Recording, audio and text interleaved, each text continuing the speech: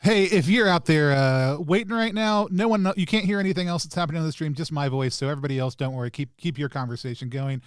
We will be with you in just 1 second. We're having too much fun before we go live to hit the live button. So we'll be with you all in just 1 second.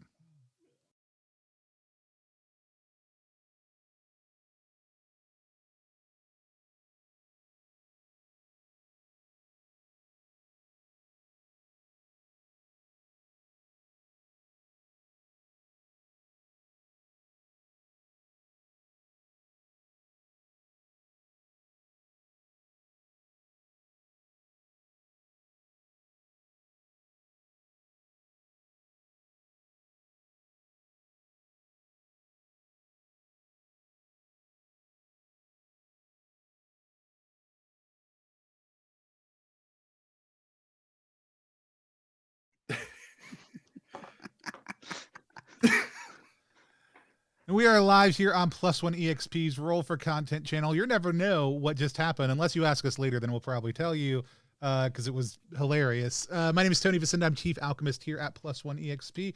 We're a weird little brand that multi-classes in tabletop game design, beard and skincare alchemy, and the Bardic College of Content Creation. Our hope and desire is that amazing designers could find great players who love their game, and amazing players could find great designers whose games they can love. We do that in a lot of different ways, but one of the main ways that we do that is just playing games with the designers. And today we are playing Gunfucks. Oh, by the way, we didn't talk about this before. We usually have like a PG-13 rule because it's just fun to try to coordinate one F-bomb per stream. That's not going to work on this stream at all. So that's just, no hold barred.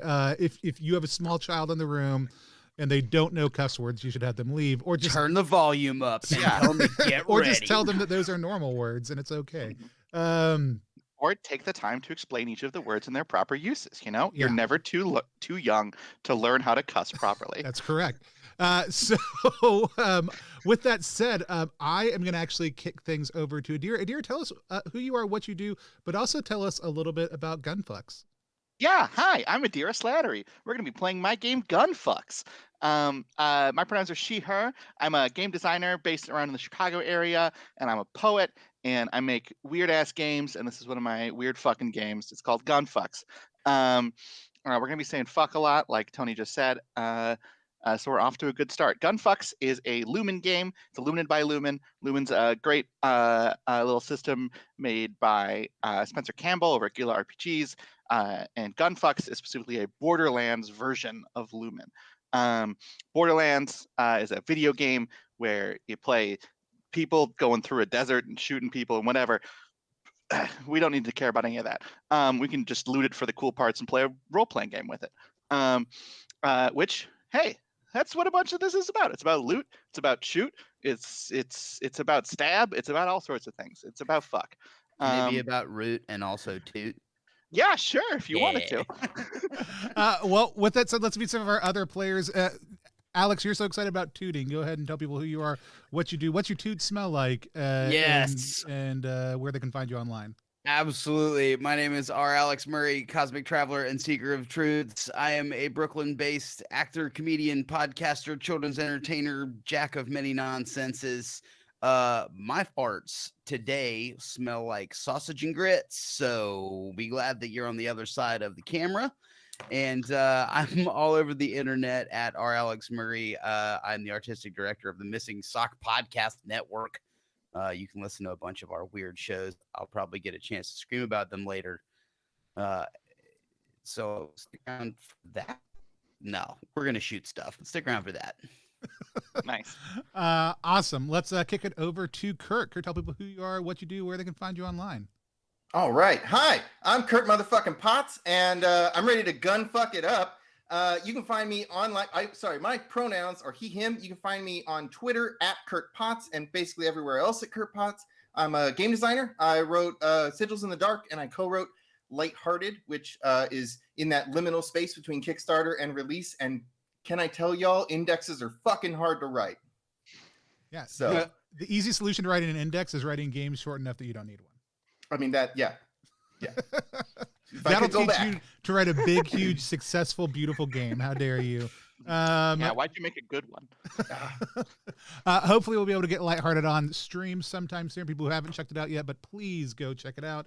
Then we've got Adrian coming with us for the first time also too. Adrian, tell people who you are, what you do, where they can find you online. Hi, I'm Adrian. My pronouns are he, him, and they, them. I am a queer indie ttrpg designer. I've made Divination, I've made Castle of Memories, and just recently I dropped Chosen Ones, which is another Lumen game about post-apocalyptic fantasy. And so that's pretty good. I am based out of the Ohio area, and I've been getting into streaming a lot more, and I've been enjoying it so far, and I'm looking forward to having some good fucking gun fucking fun. Hell yeah. Awesome. Well, I again am Tony Vicinda. Pronouns are he, him. I play games here. I also design games right now. I was going to be designing a Lumen game I was really excited about. And then I started writing a toaster game because somebody said that they would give me money to do that.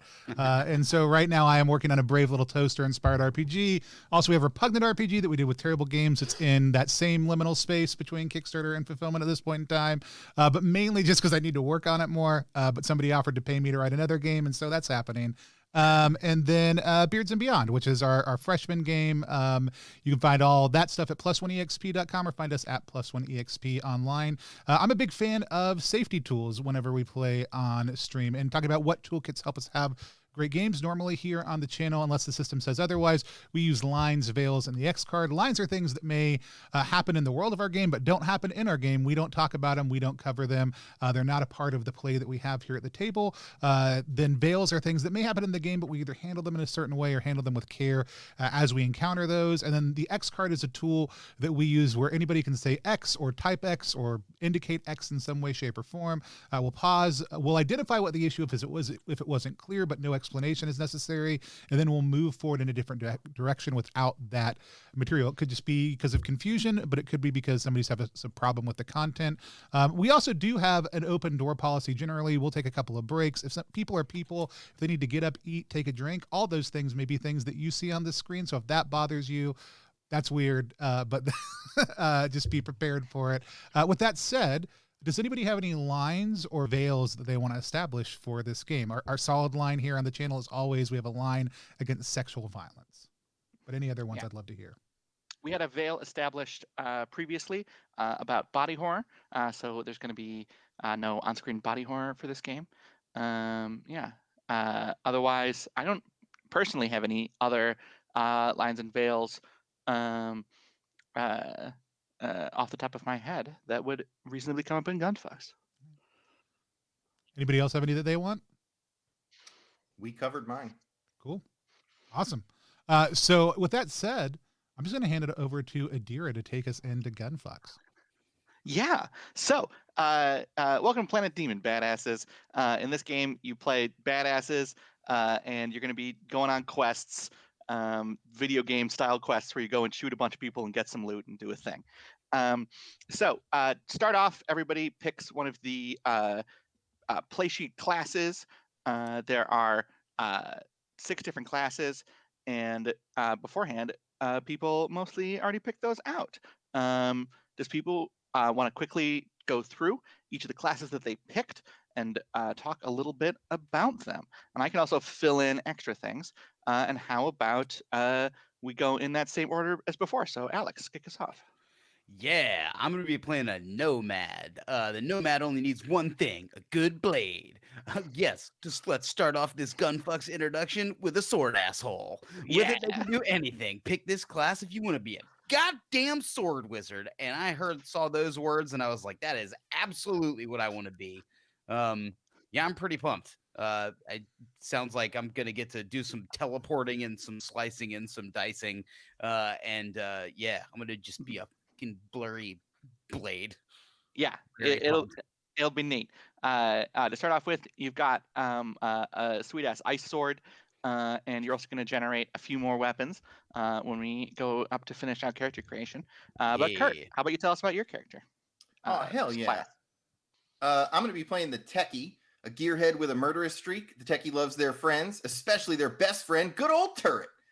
Pick this class if you want to help out and dish it out in equal measure. You gave me a pet option and I took it. That's the whole reason I picked the techie. Yeah, Techi's got a turret and a bunch of things that relate to drops. When you kill people, things drop out of them like it's a video game. Wow. Yes. It's like you can see the parallels here. Design. Adrian. Well, I am going to be playing the Witch, so hence my appearance. But born in the endless mystical void of space, the Witch is just as much a weapon in their own rights. So it says pick this class if you want to rain eldritch death and to be spooky. And if there's one thing I like more than raining eldritch death, it is being spooky. So we are Nice. definitely picking that. I have a void volver at my disposal, and I also have several magical abilities where I can just shoot bolts of void. I can phase. I can make like a tornado. I can do all sorts of cool stuff. So I'm eager to try this out. Yeah, get some good non-Euclidean damage in there. Yes, non-Euclidean. I love it. All right, Tony. All what right. class did you pick? I picked the Zerker, which is what's better than one gun, two guns, and what's better than that, all the guns. Pick the Zerker if you want to have lots of weapons and use them quite a lot. So I start out with a Phoenix, which does some harm at a near range, but also has fire damage. I can activate numerous quirks on different weapons. I can shoot a lot of extra bullets, and I can unleash also too, which means that let me read it real quick because I don't remember. Stacks whenever I activate a quirk, there must be at least one stack to activate. It's 1d6 to all of my attacks for a round, so I get an extra d6, and then I can get even more later on also too. Also, I will state my character. I picked this class for a reason, and that is because I let the folks. I was on the Dicebreaker podcast last Friday, and I let them design the character concept, but they didn't know what game I was playing. So I have a more extensive character backstory than a lot of people might for a game of Gunfucks. Adira, I'll share that whenever you want me to. That can be now or that can be later. Sure. Tell us about the horse. So I am playing as I don't know if it's a miniature horse or a Shetland pony, but it's one of the small round boys. So that's what I am. I have two saddlebags. I'm trying to flip over to that sheet real quick. His name is Chad, or their name is Chad with the third. They're pi years old. They're 3 feet tall. I'm the party's taco stand, so I have two saddlebags full of tacos. So if you ever need a taco, just come see me. Nice. Hell yeah. If you see me, the first thing you notice is my fetlocks, my face tattoo of a butterfly, and the 11 herbs and spices I use to make my taco wave through the air. I'm wearing jorts, and if we want to talk about how a Shetland pony wears jorts, we can talk about that later. Do they wear them like this or like this? That's right. I'm covered with regret. I move like the tides. I'm from behind you, and my people are known for close talking. I'm assuming behind you is just another planet. I believe in just ice. My left-hand side always gets in my way, and I dream of lemon bars. And so that's a little bit about Chad with the third, the Shetland pony right. Zerker. Awesome. Oh, man. So, we already got a name for Tony's character. So, let's start by having everybody get out some dice. This is a game that involves dice.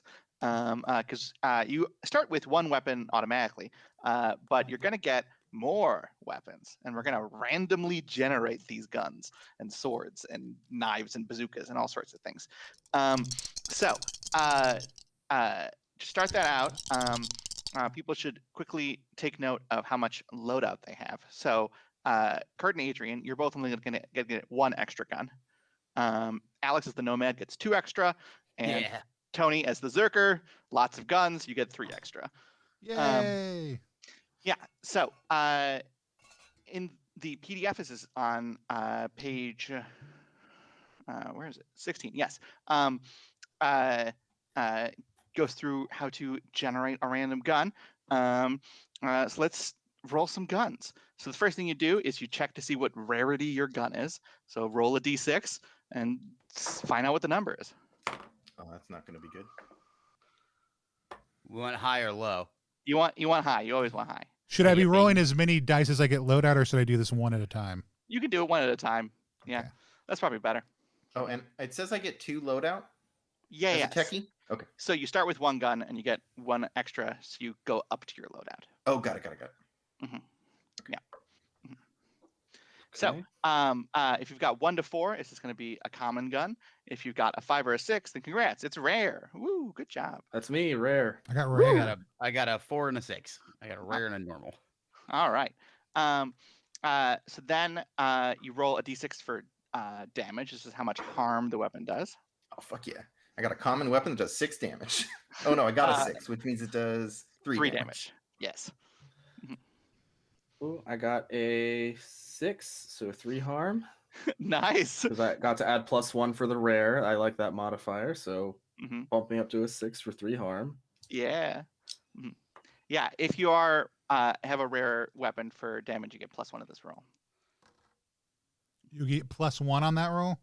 If it's rare or mythic, but none of you had the ability to generate a mythic weapon in character creation. I did get a rare one, though. That's why I was asking. Nice. All right, let's see. On my that's not good. My rare weapon gets a 2 damage. Yeah, that's average. Okay. Thank you for making me feel that is a good size. And and the common one gets a 6. So 3 harm. Yeah. What's the 2 give me? Just 1. Oh, you rolled the 2? Yeah, I rolled a 2 on my rare weapon. Did you include the +1 for it being rare? No. All right, then you got a 3, which means it does 2 harm. Okay. And so both do 2 harm. Cool, fun, awesome. Mm-hmm. Awesome. Cool. After that, you then randomly roll to see what range the weapon can be. Is it a melee weapon? Is it a near weapon like a pistol, or a far weapon like a sniper rifle or a wacky laser gun or something? I got far.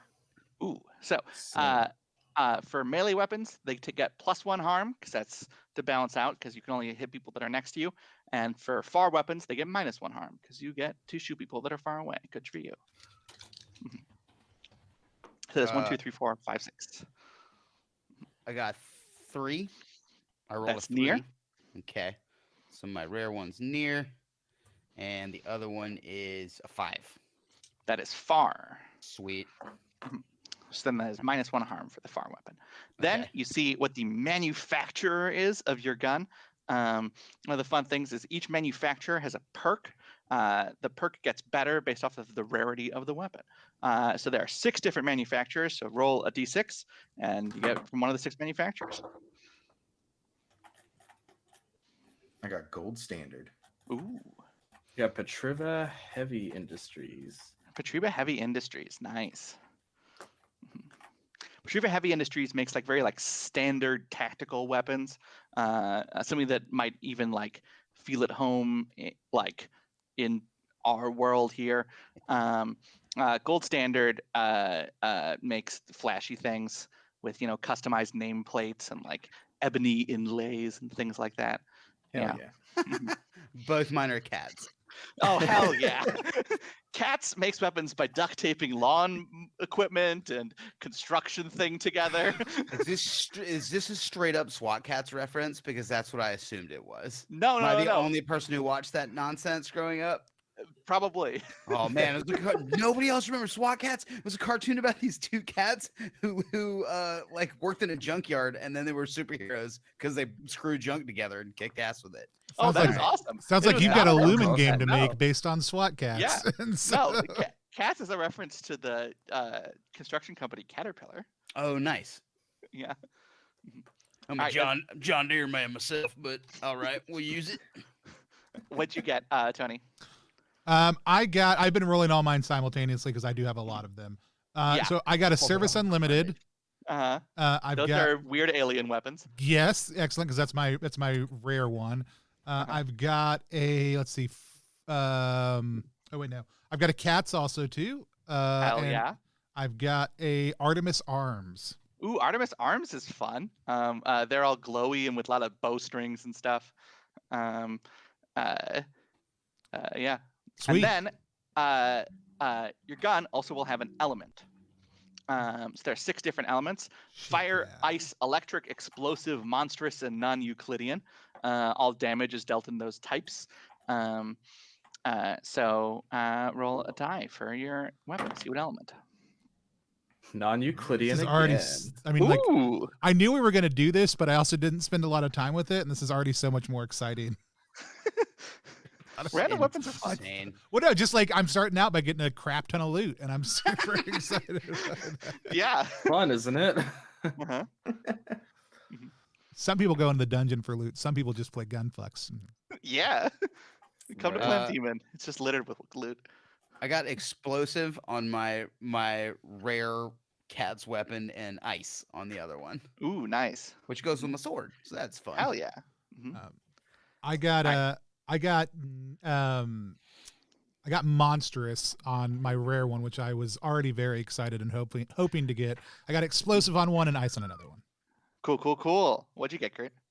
So I have a gold standard sniper rifle that says "The Foreigner" on the side because this damage is cold as ice. Nice. Nice.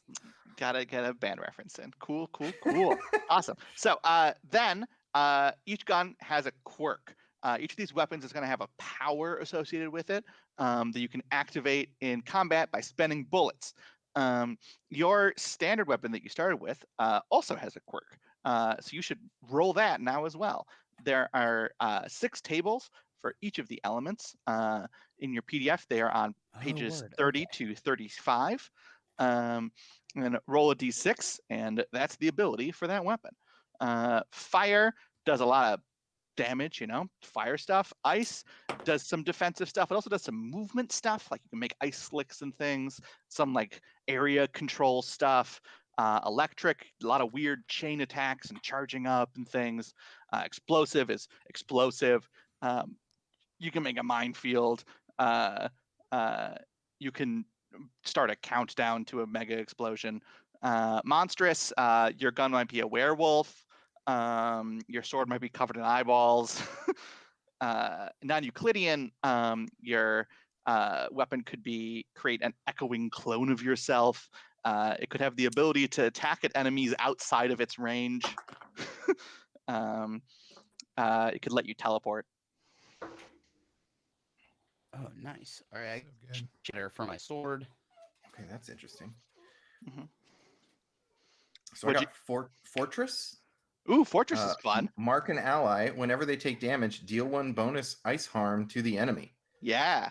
So I got the support one Yeah, for my good tech. job.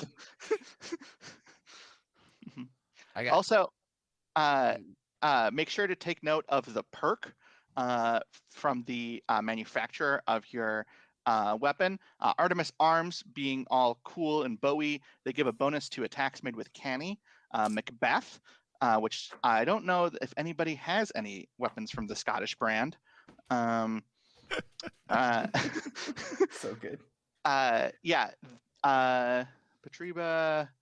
The Nomad. The sword's from the Scottish brand. yes. So they deal bonus damage if you get a bunch of dice rolls. So you're going to want to be fishing for 6s with your sword.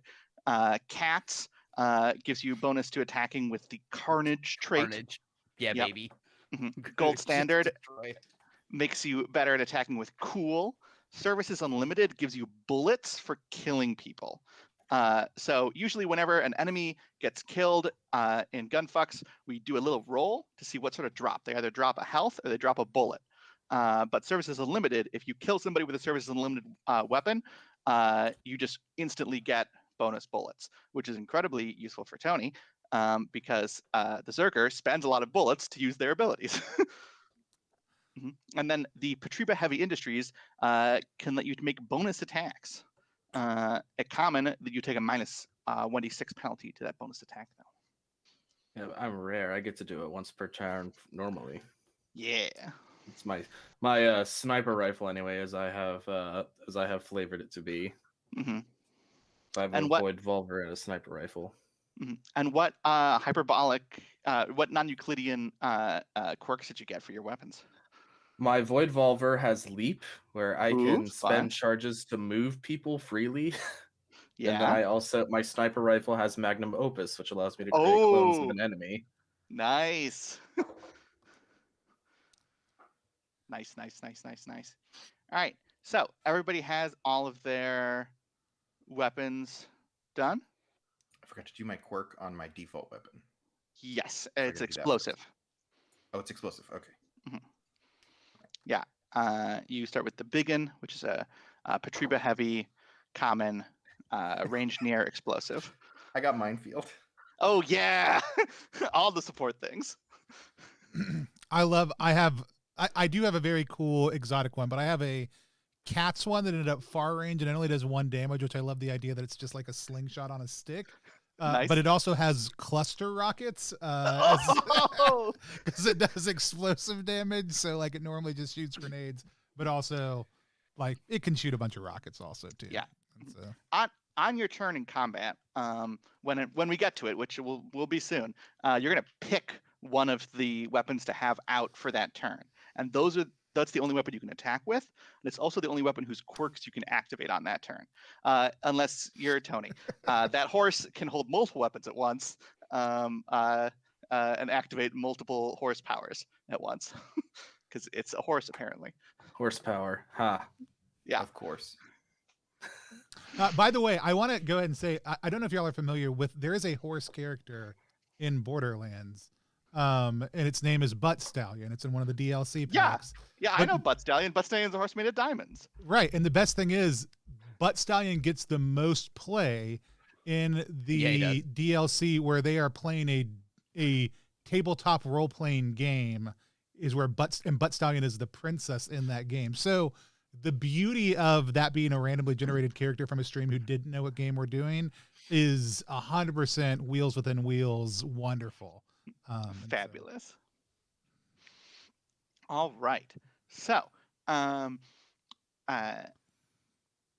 let's talk about Planet Daemon and this quest and get a quick little intro splash for each of our characters. Where you can introduce your name and things like that. So if you don't have a name for your character already, think of one. Use a random name generator, something, or a random number generator if you just want your name to be a number. Go hog wild. Be a pig. Like 0. Yeah, like 0 from Borderlands. Yeah. So in Gunfucks, as a Lumen game, your attributes are your approaches to problem solving. So landing on Demon, you're going to be solving your problems in one of 3 different ways. Either with carnage, just sort of indiscriminate murder, canny, guile and finesse and sort of outsmarting, and cool, which is just sort of implacable patience and unflappable will. Yeah. So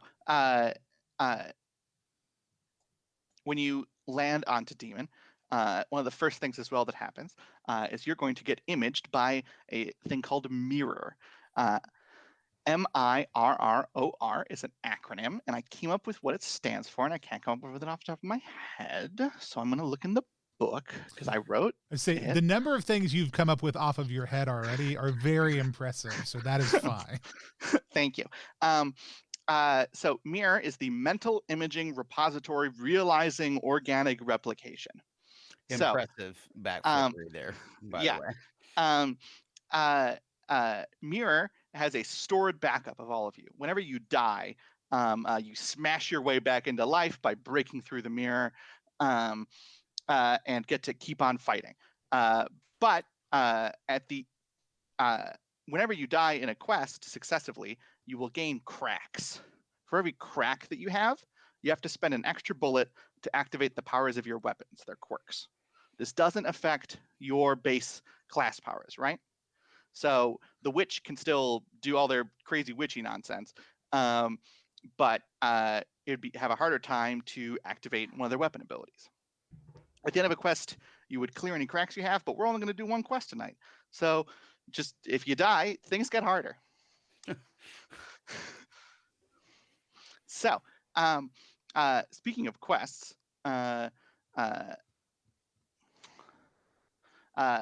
you are all about to land on Planet Daemon. Daemon is a lawless, lawful, law-agnostic sort of elemental wasteland covered in weapons that weapon companies will just sort of kick out of the back of a truck, litter the landscape with. The native fauna to the planet are a series of elemental alligators called crocos, and they are very happy to see you with their teeth. And the reason that anybody would come to Daemon is to find the lost treasure. Somewhere on this planet is a massive, massive treasure, greater and wilder than anyone has ever even dreamed. Whenever more information is found out about it, it just blows everyone out of the water. Just the massive scope of cool shit that's in it: wealth, power, love, self-actualization, courage, hope, fear, all of it. But to claim the lost treasure, you have to get the Stygian locks. All across Daemon are these sort of glowing constructs that can be claimed by people enterprising enough to pass their little trials. And on Daemon itself, there are a number of different groups sort of trying to do that in general.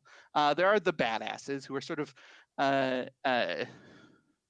independent mercenaries, right? There's a gaggle of you. You're all fairly interchangeable, except for when you're incredibly not interchangeable. And most people have their own reasons for trying to find the lost treasure. A lot of people, it's just sort of greed. But there's a whole bunch of badasses all over Daemon. We've already talked about the crocos, who are more than happy to give you a warm welcome to their planet with claws and teeth and elemental breath. Then we've got the Raidos, who are some people who have moved into Daemon and decided, you know what, it's pretty easy to just sort of kill people who have been softened up by this wacky planet. We could just loot them. Who needs the treasure? It's just an instant supply. So there's a bunch of them running around. Then there's the Corpos. The Corpos listen to their industrial masters and are trying to claim the lost treasure for their own corporate reasons. They're stuffed shirts with guns and power armor. And then the last group are the Angels. They just sort of showed up one day, and they're weird and have eyeballs, probably. Hard to tell. They're kind of glowy. Nobody is exactly sure why they want the treasure, or who they are, or if they can talk. But they can kill you.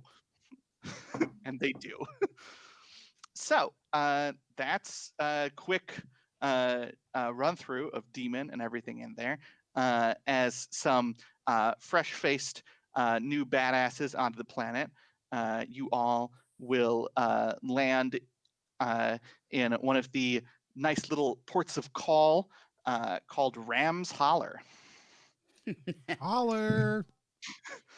Yeah, Ram's Holler is a nice little port. They love to see badasses and love to watch them come back over and over as they die. Ram's Holler is a little ramshackle, but comfortable ramshackle, you know.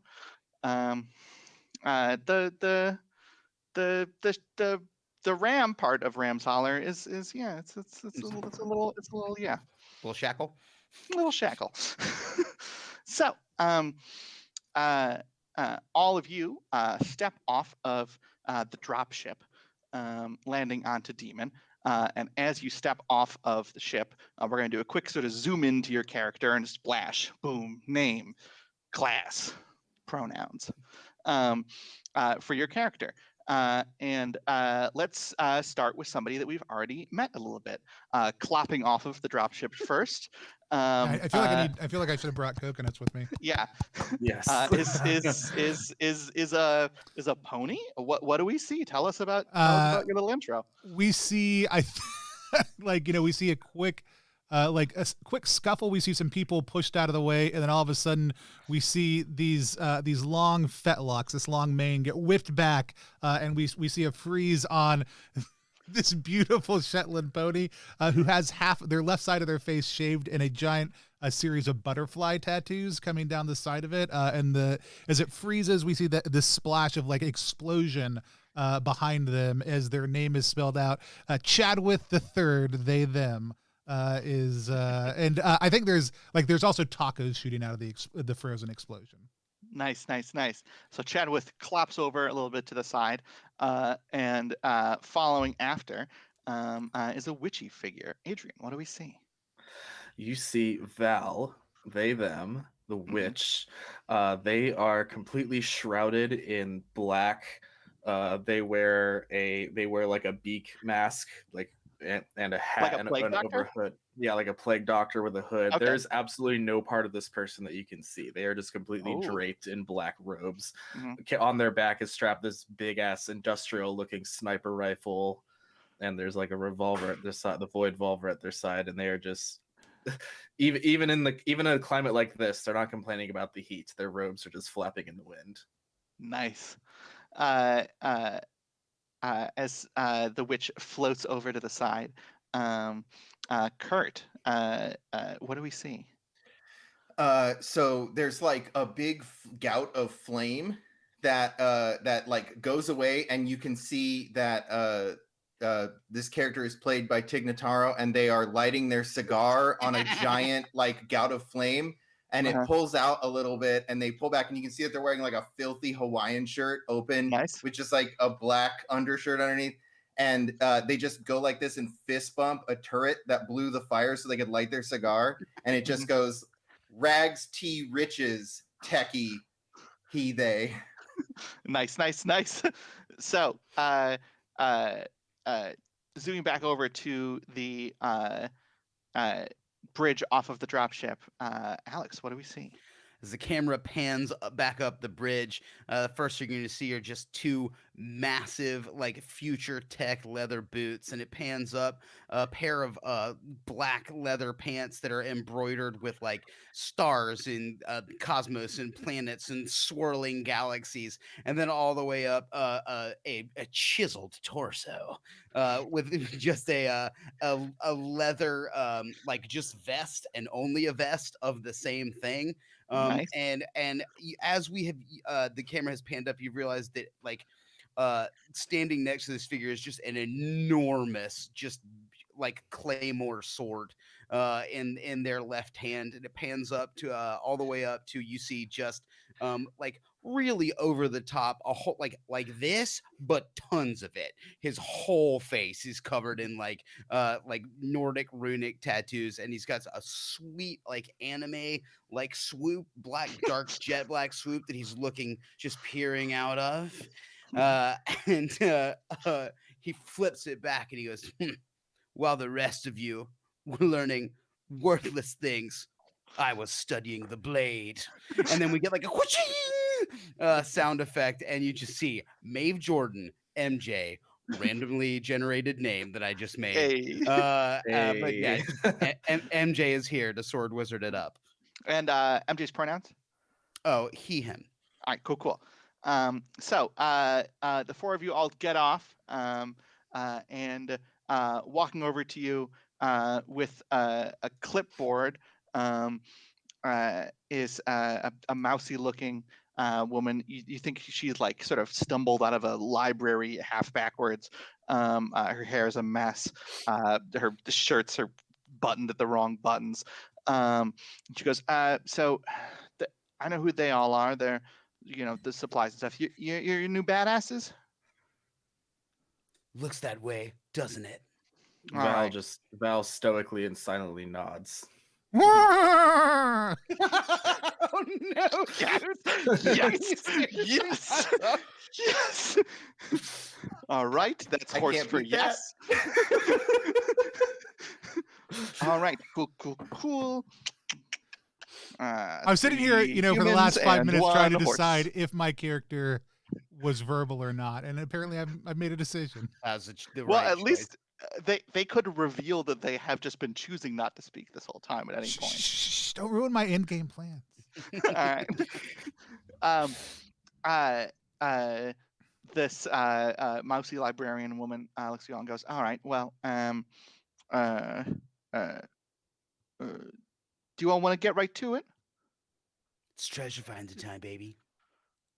Yeah, we didn't come here for nothing. All right, sounds good. Excitable. She sort of scribbles down on her clipboard, and then she goes, "All right." Flips a few pages, rips one off the clipboard, looks at the four of you. I'll just read it.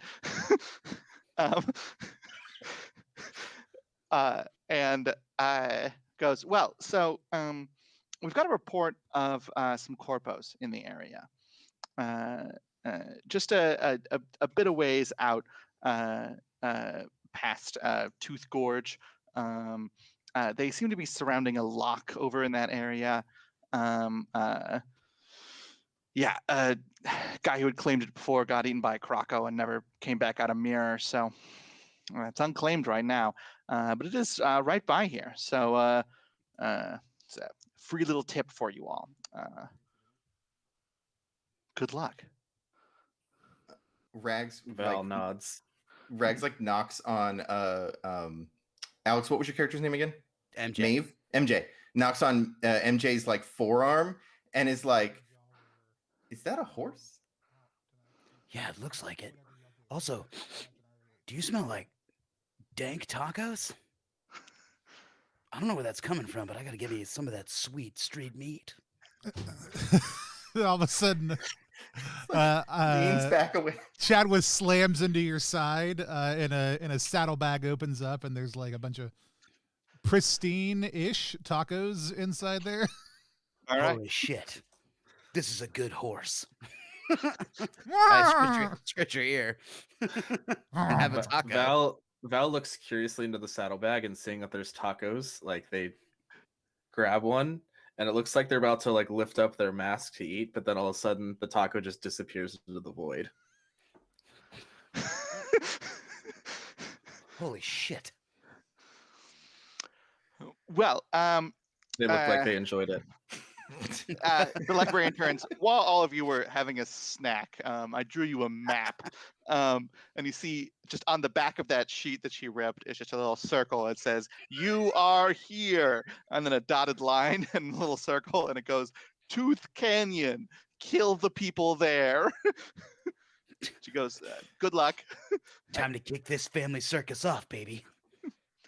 A clawed glove just gives a thumbs up. All right. She looks back. Rags looks back and is like, "Don't get a lot of readers, do you?" Look, there's a reason that I'm doing this thing. Yeah. Okay. Don't die too many times. Good luck out there. And she walks off. Two thumbs up. Yeah. So, sweet plane ride, full of tacos. Let's go murder some stuff. Val just starts walking toward. Good. We've got two nonverbal characters and two idiots. I love it. Yeah. Just walk right to the adventure. Hell yeah. So a little quest notification pings off. Baby's first gunfuck. And you're off. So in a quest, there are a couple of things that we need to do that you determine when you start the quest. All right. So you're about to go fight corpos. And everybody knows that corpos use a lot of ice and electricity. So you're going to be taking a lot of ice or electricity damage. One of the things that you determine when you go on a quest is what element your armor is set to. You have a nice little shield around you that gives you a little element. If someone attacks you with the same element that you are set to, you take less damage. But if they attack you with that element's opposite, like let's say you have an ice shield and they hit you with a fire attack, you take 1 extra damage. Cool.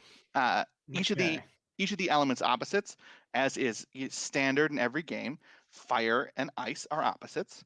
Then electricity and explosive are opposites, totally common, incredibly standard. And then monstrous and non-Euclidean, just bog standard elemental relationships. Love it. Yeah. Mhm. Yeah. Absolutely. So That's how Pokemon Circular. works. yeah, of course, yeah. So I just tried to imagine a non-Euclidean Pikachu, and it hurt. It's a spherical. It's just Yeah. a sphere. Yeah. That's Euclidean. So as you head out onto the road out from Ram's Holler towards Tooth Canyon, you can see the area getting a lot more sort of jagged and broken up. You hear the roars of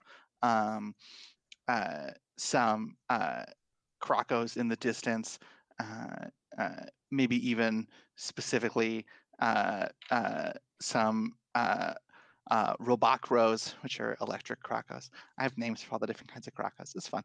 Yes. No complaints here. And that sort of triggers, all right, oh, I should get my armor set up. Bloop, bloop, bloop. So what elements are you all picking? I'm gonna go with electric.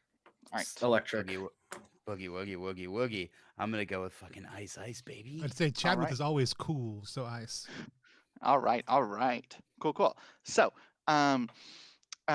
you're heading out onto the road, and up ahead, you can see at a distance to you, in Gunfucks, there are a number of different range bands. As a Lumen game, we're not going to be creating a whole battle map. As a Lumen game, we're not going to be creating a whole battle map. We're going to be coming up with sort of abstract representational distances, right? This lets us do a lot more cool cinematic fight stuff, right? If you're just like near to somebody, then you're like, oh, I'm near to him. I can shoot him with a gun. The longest distance band in Gunfucks is called distant. Anything that's distant is something that's generally out of range of most of your attacks. Then there are things that are far, like across the field, takes a meaningful time to run over there. Near, it's like across a room, quick little sprint could get you there. And melee is the shortest range, and that's close at hand, a few steps away. So you all can see in the distance a little corporate beacon blinking out from behind one of these rocky outcroppings. Maybe there's some like advance warning scouts from the corpos over there. So what do you all do? In the distance, we can see that.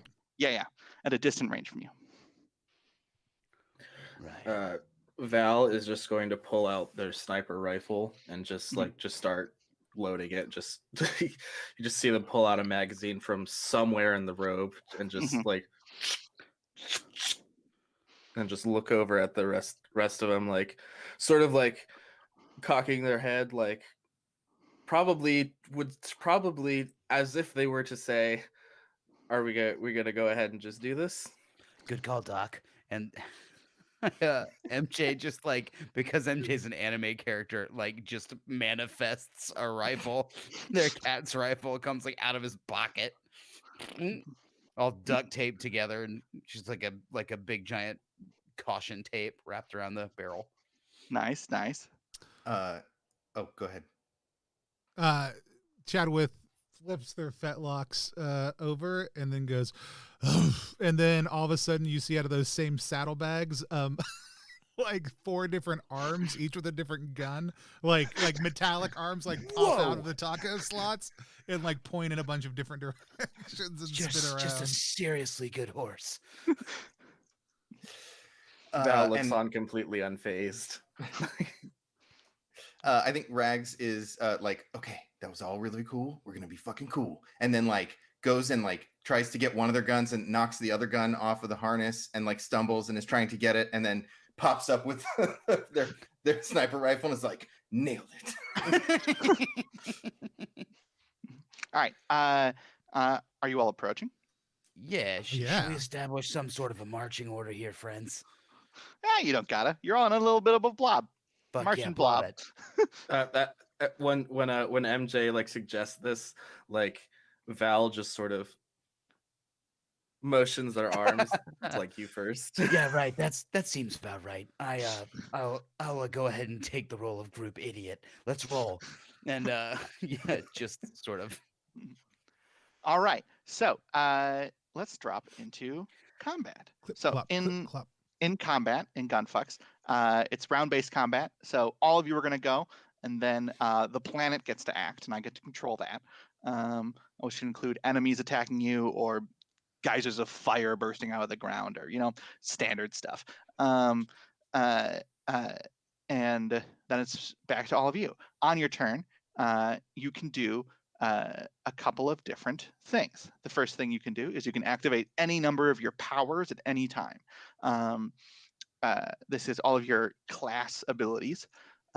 Then you can choose a weapon, which allows you to activate its quirks and also make attacks. You can always make one attack against somebody in range with your weapon, or make a move of a single range band. Then you can spend one bullet to make another attack with the same weapon. If there is an enemy in melee with you, you take -1 dice if your combat roll is targeting other people. So you gotta shoot people if they're right next to you. Otherwise, it's harder because they're right next to you.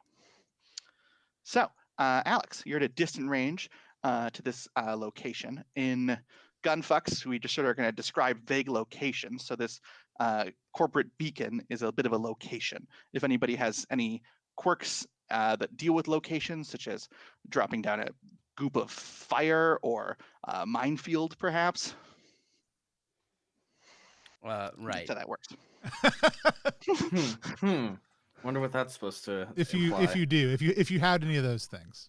Right. If we I don't did. have those things. If maybe I had pulled out the other weapon that had minefield. That's okay. You can swap weapons for free in between each turn. Nice. Yeah.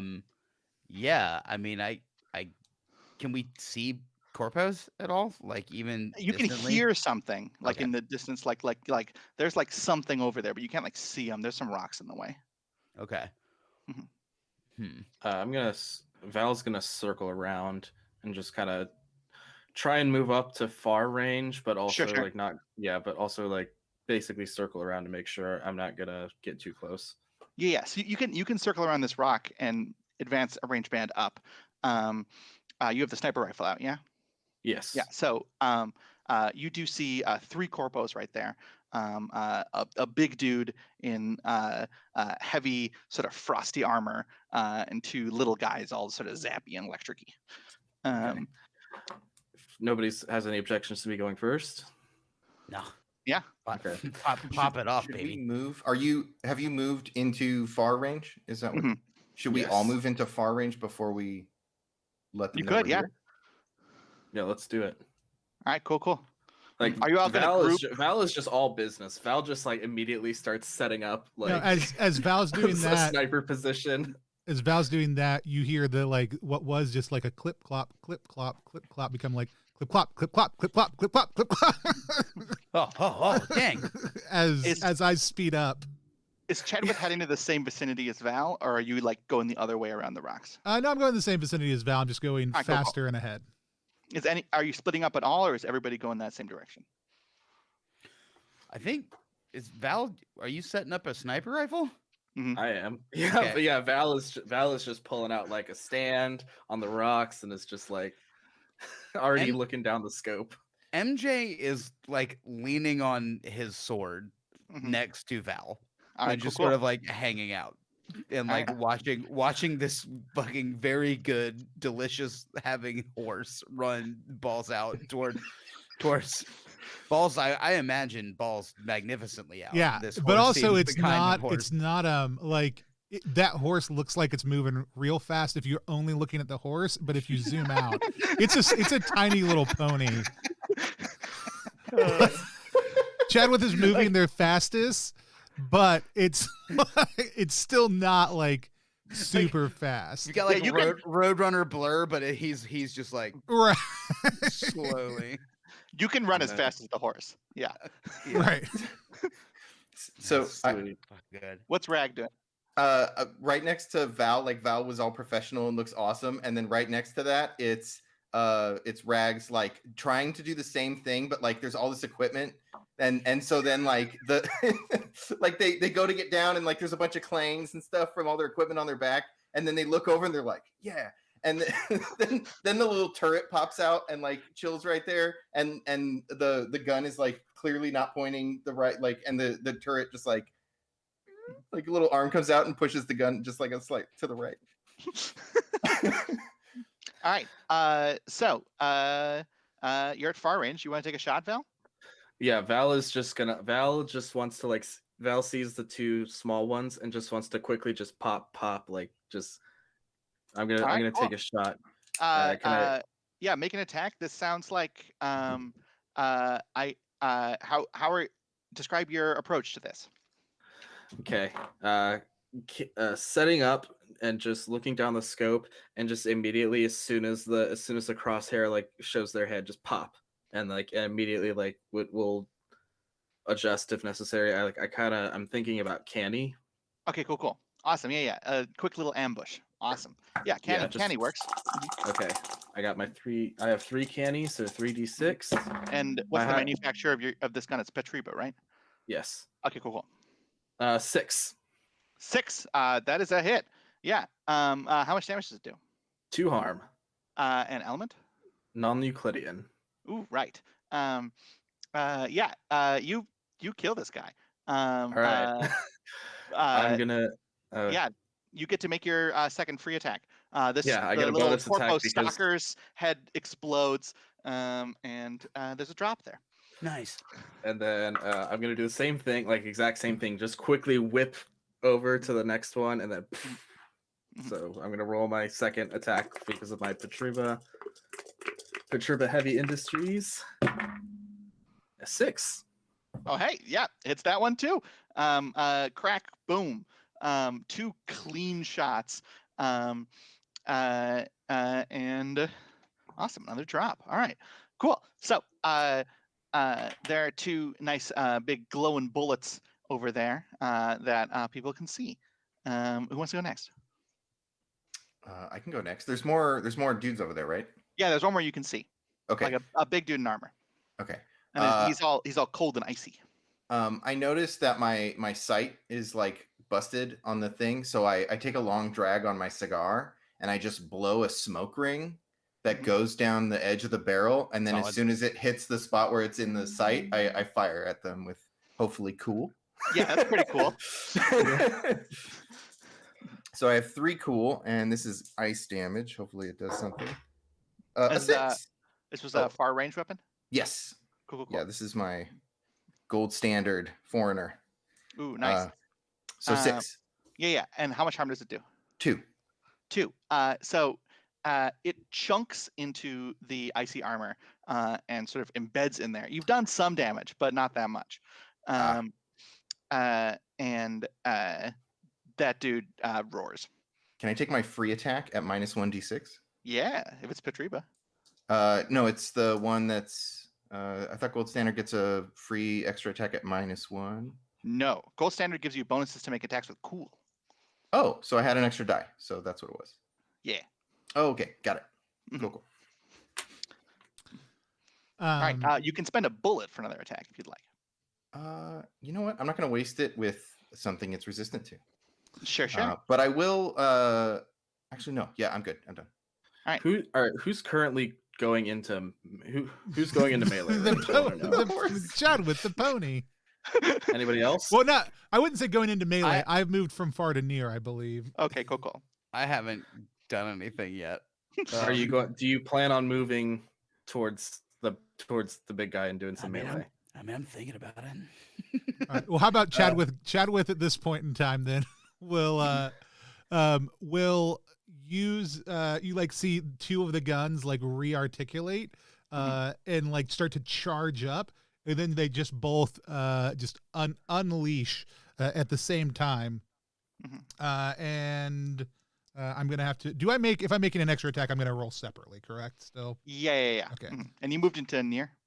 I moved into near. Yeah. So Okay, cool.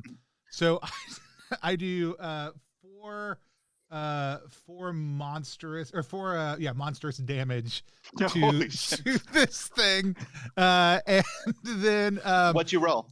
I rolled a 6. Sorry. Oh my god, you're all rolling so many 6s.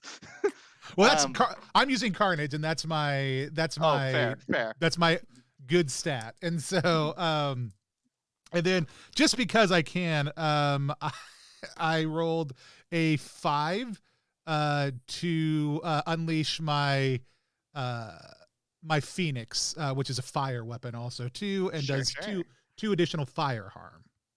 Awesome. Yeah, that would be enough to kill this guy. And 5 is what we need to hit to succeed with no problems. So you are able to get a good drop on these corpos and get rid of these 3 dudes. And there's 2 things of glowing bullets and a little glowing health pack. Not that anybody necessarily really needs it over there. But Alex, what do you do? Are you just gonna walk over there? Yeah, I think I'm just gonna kind of like saunter over and just be like, "Hey, great job, you guys." You know, and like sort of walk up behind I mean, I didn't do anything. I'm good. Like honestly, if did anybody use bullets? No. No. Awesome. And there's just 2 big glowing bullets sitting on the ground. Yeah. Chadwick started slowing down as soon as they shot and is just coming to a stop right where those bodies were. Sure. It takes a bit. Yeah, I don't really feel like I earned any drops on this one, you guys. I really feel like you did most of the work, you know. But I'm being happy to be here, part of the team. I'm all in on the next one. As you're all chatting, there is a sudden burrowing noise from underneath the ground.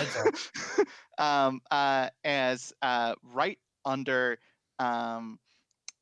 Chadwick, right in melee with Chadwick, bursts out 2 big robo crows, robotic crocos with big drill noses on their alligator faces. And they're gonna pounce on the horse. Oh no. Are they gonna attack him first? Yeah. Yeah. Okay, cool. So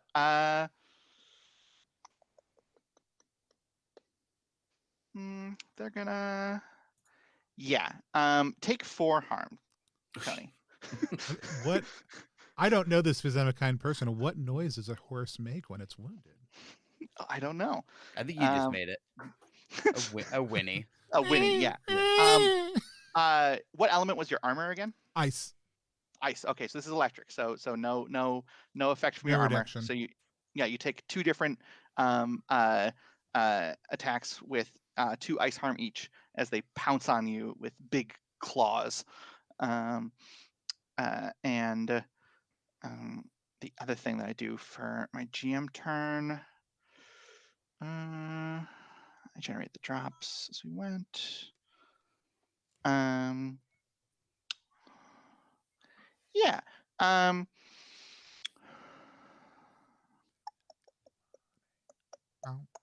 Yeah, the Corpo beacon is going to get swallowed into the earth as a bigger hole opens up under it that seems like there might be even more crocos underneath that beacon. Just sort of waiting to pounce. So, PC turns. What do the badasses do? Okay. Go in any order. Can I jump in? Can I leap into action? That's what I Yeah, want. sure. I will leap you into action if you want. Oh yes, fucking do it. Yeah. You want to go in? So, Chadwick is not doing so hot in melee range. Is that correct? No. Okay. So I have 2 stacks of leap because I killed 2 enemies with non-Euclidean damage. So I'm going to spend them. I'm going to move Chadwick into near range away from the enemy, and I'm going to move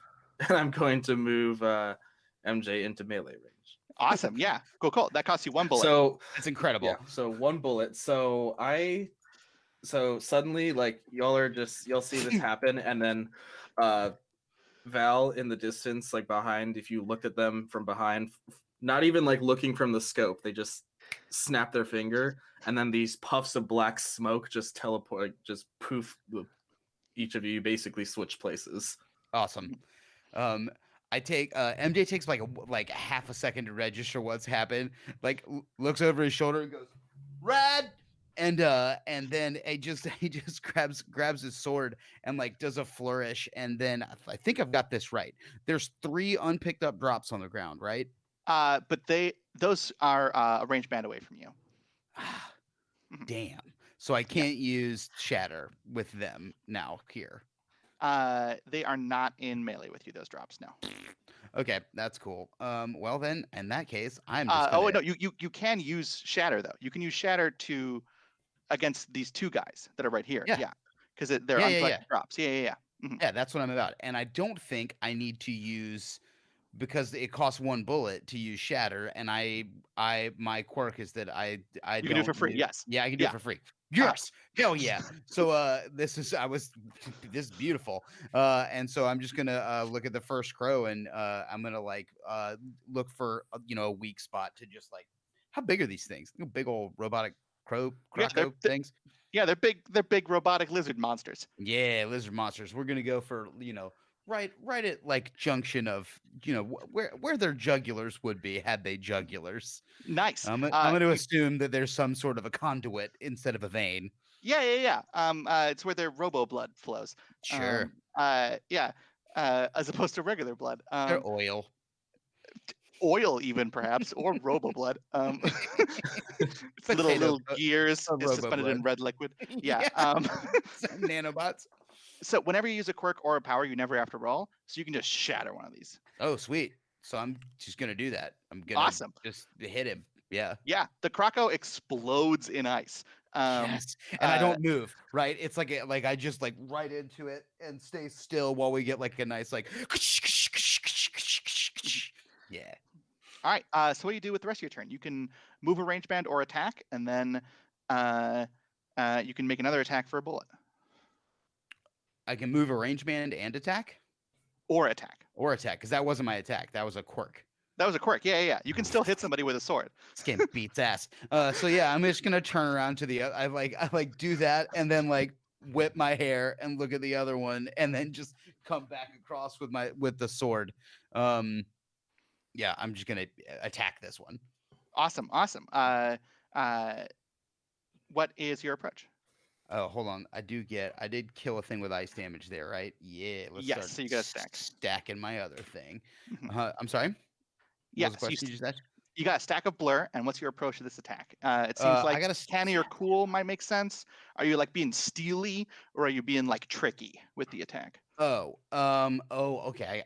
Yeah. I think that I mean, I'm being cool. All right, cool. Yeah. So then, if we haven't figured that out by now, he's pretty much all about how the camera is going to film his attacks. So that's roll 3 dice with your cool. Sweet. Okay. 3 dice. I've got 3 cool. Mm-hmm. Teach me how to play this game. Roll them and then tell me what is the highest number that you Hell yeah, baby. I got 2 6s and a 4. Oh, wow. So since you have a Macbeth weapon, that deals 2 bonus damage. I hit him and your hard. highest is a 6, which means if you roll a 5 or a 6 as your highest, you get to hit with no hit back from the opponent. So you just dealt 5 ice damage to this Robo Crow, shattering it. You're all doing great. So boom.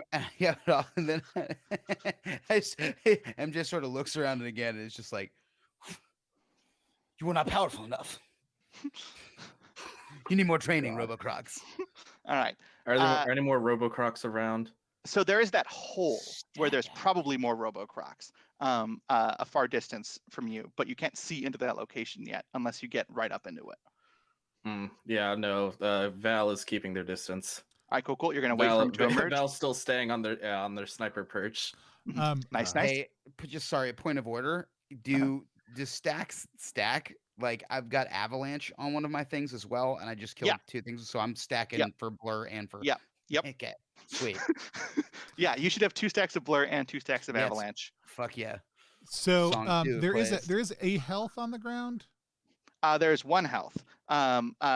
Over by the hole, there's 1 health and 2 bullets, and there's going to be 2 more drops, which are going to be 1 health and 1 bullet that are going to drop when the player's turn is over, and they're going to drop right next to MJ. Okay. I believe I am next to that 1 health drop, use and the I would fucking like bullet, to stick it in my taco pouch. Because So you leapt towards the hole instead of away from it? I thought we got flipped. I thought got flipped. I thought Alex was next to the other drop. You're back away from. You're Okay. back away from. All You're right. back You're- with the snipers now. Yeah. You're 2 range bands out from those drops. Okay. I'll start Can- moving. am I- I'll am start I moving within- towards them. Am I within a range band of the horse now, of Chadwick? Yeah. You're in like melee with Chadwick. Okay, so let me go before you run away because I Okay. can give you some help. So I look over at Val and I'm like, we're the same, snipers forever. And then I get up and I start running, pulling out my explosive gun. I get up to the horse and I just say, turret, you know what to do. And then it like flies up into the air and just like shoots health out of itself. Nice, So nice. I do the 4 health drop. Awesome. So I drop 4 health and then I'm also gonna give it knives. All right. And then I'm gonna use, so that's 3 bullets for my 3 turret. bullets. Yep. Then I'm going to use the quirk on my explosive gun to put down the grenades, the minefield at the hole. Awesome. Perfect. Sounds good. So I'm going to fill that with there. And then I think that's it. That's your whole turn. Yeah. Yeah, that's my whole turn. Unless you want to spend a bullet to make an attack at kind of nothing. Yeah. I think I did the thing. Yeah, you did the thing. Cool. So Okay. there's 4 health right next to you now. I'm gonna put those 4 health in my taco pack.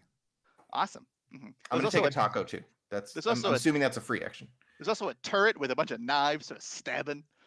Yeah, I avoid that. I put a taco on the end of one of those knives, but I mean, other than that. Yeah. So, and Val's just waiting, right? Yep, Val is waiting. Cool. All right. Bursting out of the ground with a roar is a big croco, not the biggest, but big. And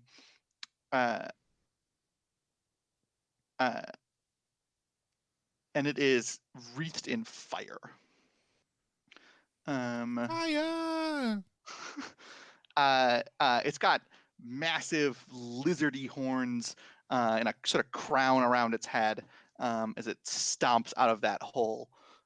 You're not sure if it was trying to eat those robo-crows before or if they were friends, but now it's trying to eat you.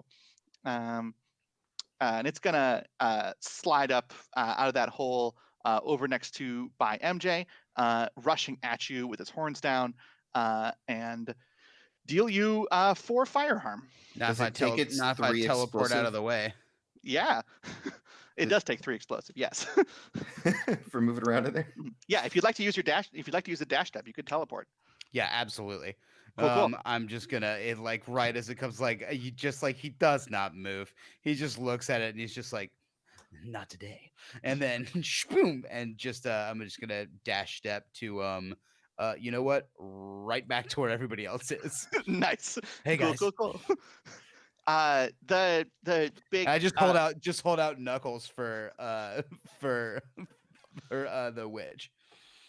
Because of sweet teleporting. Yeah, Val just goes Yeah. Boom. Yeah. like Yeah, not Val, still not sorry. looking up from their scope. Just Yep, absolutely. Yep, just teleport nugs. Sweet. All right. The Goliath is confused. And then it is going to stomp its back foot.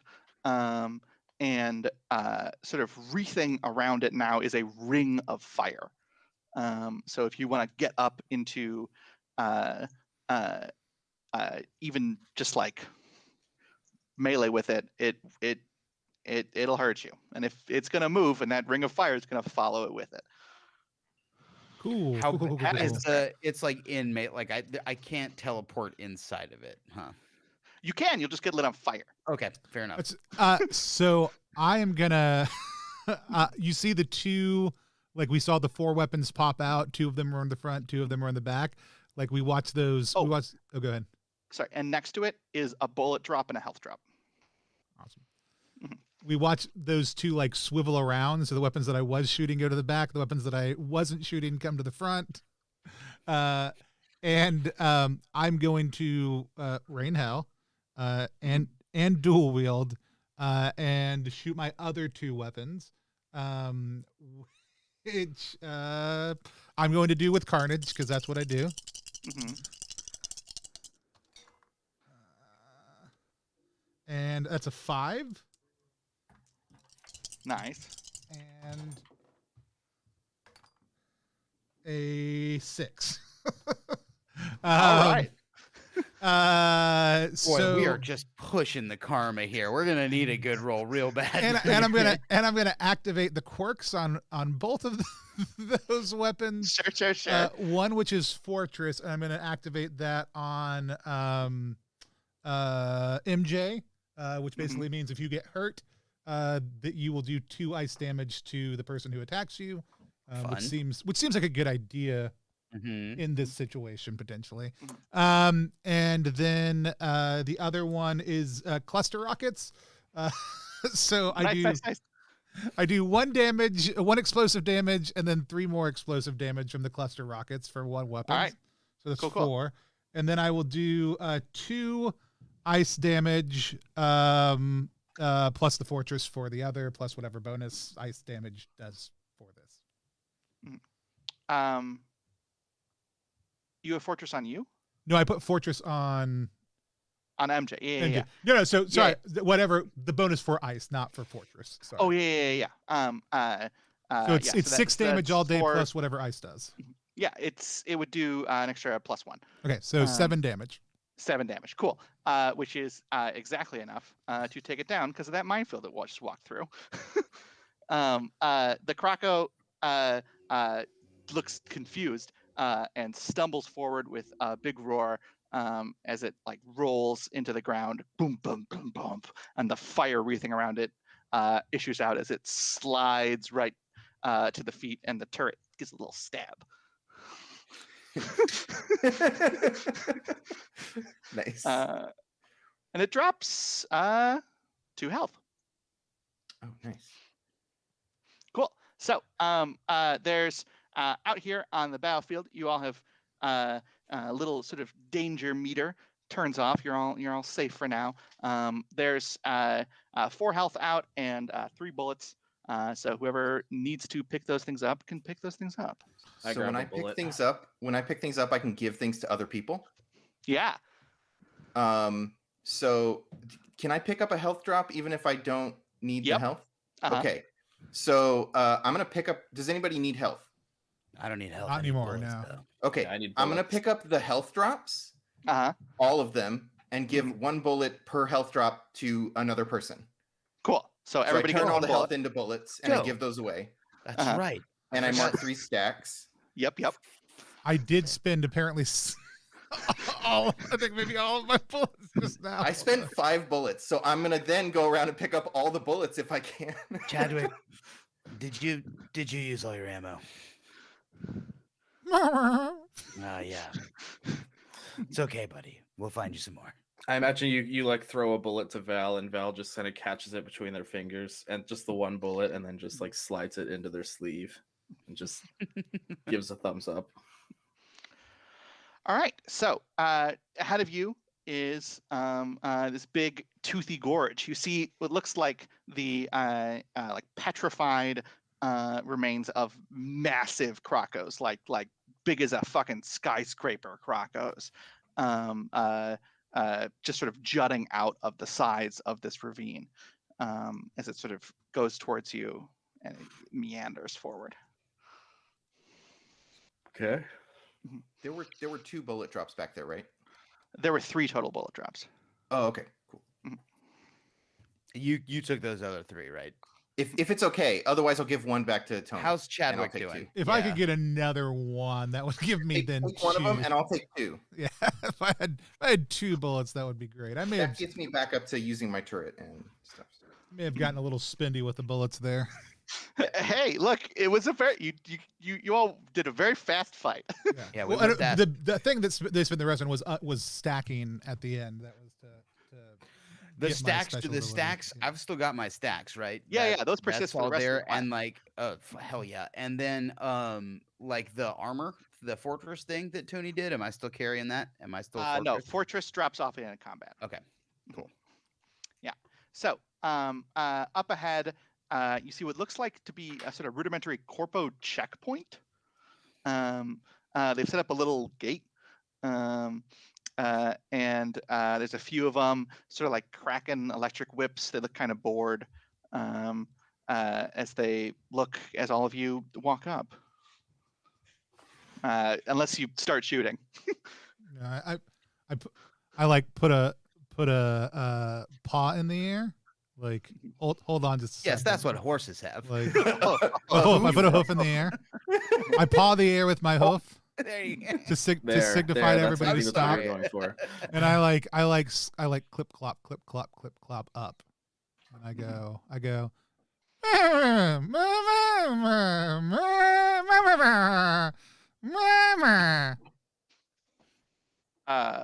Excuse me?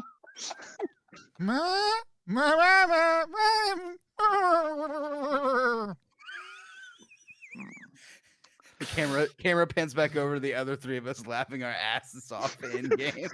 Yes. Val is just arms crossed, like Yep. except Val for is used to Val being the just- face and is really upset. So, I'm doubled over on turret. Like, Yeah. Nice. Yeah. Turret is laughing. I'm laughing. Turret is Yeah. definitely laughing. Yeah. I like flip a taco, like, pouch A open to taco him. to the corpos. Yeah. They look at the taco and sort of sniff it a bit. I don't think this is manufacturer approved consumables.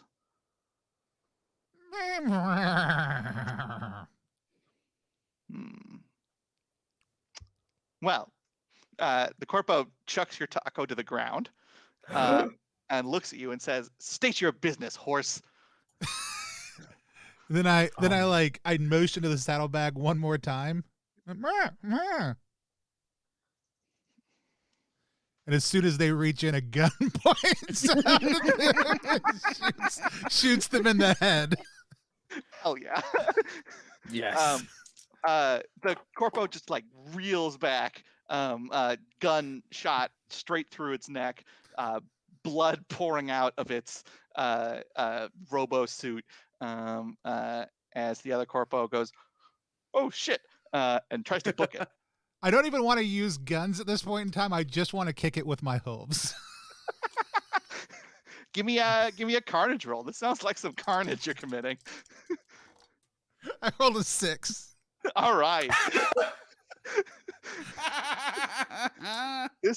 This poor corpo is trying to run back to go alert its friends, and it just gets beaten to death by a horse. Shetland pony just stomp. I was really then hoping I would roll a melee weapon so that I could just make my hooves, like my back hooves, that melee weapon, but they're deadly enough on their own. Yeah. Mhm. So there's a little gate in front of you all. Rags looks up at MJ and is like, "That really escalated quickly." yeah, it was pretty sweet though. Val gives the pony Really a got out of pet. hand. Val pets the pony. Val pets the pony and then takes the taco out of the saddlebag and retracts it back and consumes it. I chomp up the taco that got thrown on the ground because we're not going to waste that taco. No, hell no. MJ walks over to there was like a booth, right? Yeah. It's like a little gate, Yeah, like sort of blocking it. Yeah, there's a button on the side you could just push and it opens. Yeah, it. I was looking for the button. I mean, that's literally. I want to just walk over and be like, "Hey, you guys," and just hit the button, and then hit it again, and then just make it open and close and open and close and open and close and open and close and open and close. Just big shit eating grin. Val it just keeps going up, down, you up, keep, down. you up, keep down. push the button, and Val eventually just grabs your hand and just looks at you dead in the eyes. It's like you just see the black holes of the plague doctor mask, and it's just staring into your soul. Okay, right. Let's go. Shall we proceed? Nods. And then I hit it like 2 more times, and then just like Then book it. Val just goes like starts shaking their head and then just proceeds. Awesome. All right. So up ahead of you, it's pretty obvious that this place is infested with corpos. You see lots of like HR posters around that are about how to protect the company's interest, and a couple like hang in there posters with a little croco on a branch.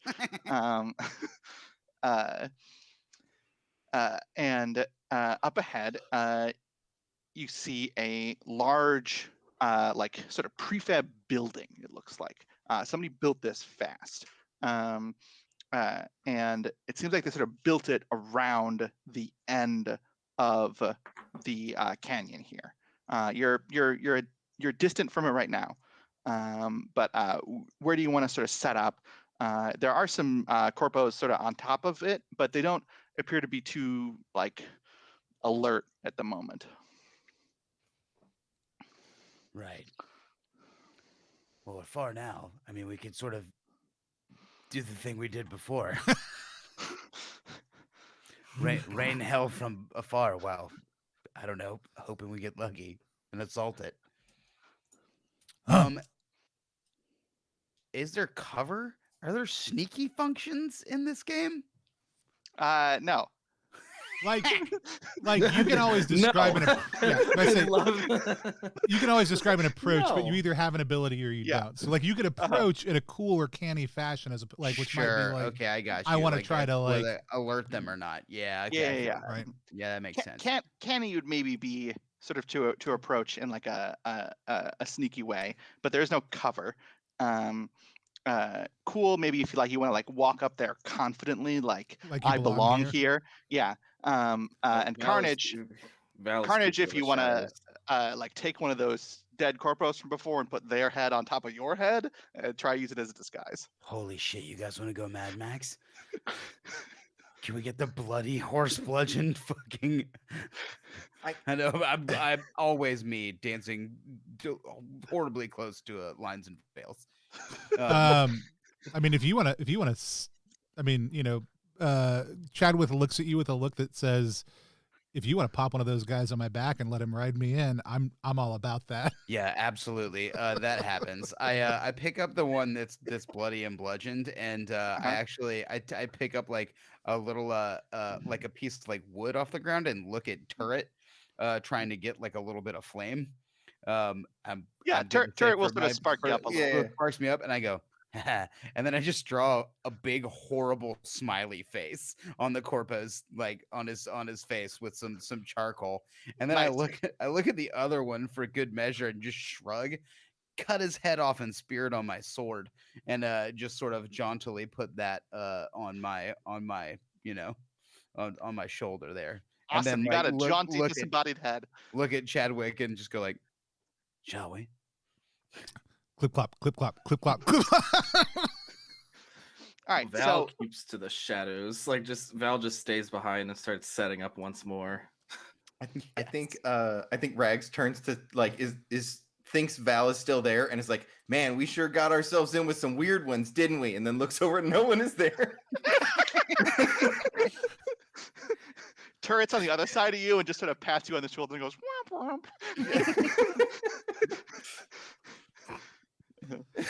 So is MJ walking up with Chadwick? Oh yeah. Okay. Yeah. With the hat. Yeah. We are okay. Absolutely. This is a Mad Max maneuver. This is approaching with carnage and intimidation. Yeah. I do want to say I've used the arms that hold my guns and their arms to make it look like the person on my back is wielding these weapons. It's not convincing at all, but it does look like that. Sure. It's like, yeah, when it's like one person dancing with the whole village people, like puppets, like that. Yeah. Nice. So one of the two of you needs to give me a carnage roll. I mean, I'm happy to make a carnage roll. Yeah. if this goes well, then they are shocked enough that you can get the drop on them, and if it goes poorly, then it goes poorly. I rolled a 6. You roll the 6. All right. So as you walk up, the corpos standing watch are like, "What the flying fuck?" As they see a guy riding a horse, which is weird in the first place. Horses are apparently sentient and can hold guns. Also, I want to point out, this guy's feet are dragging behind the horse. Like there's no convincing way because I am only a 3 foot tall horse at the shoulder. And then they sort of turn to the right and see MJ with the head on the end of the sword, and they go, "Oh my god!" I'm doing like a puppet with it too. I'm like, "Hey guys, guess what? You're about to have a really bad day."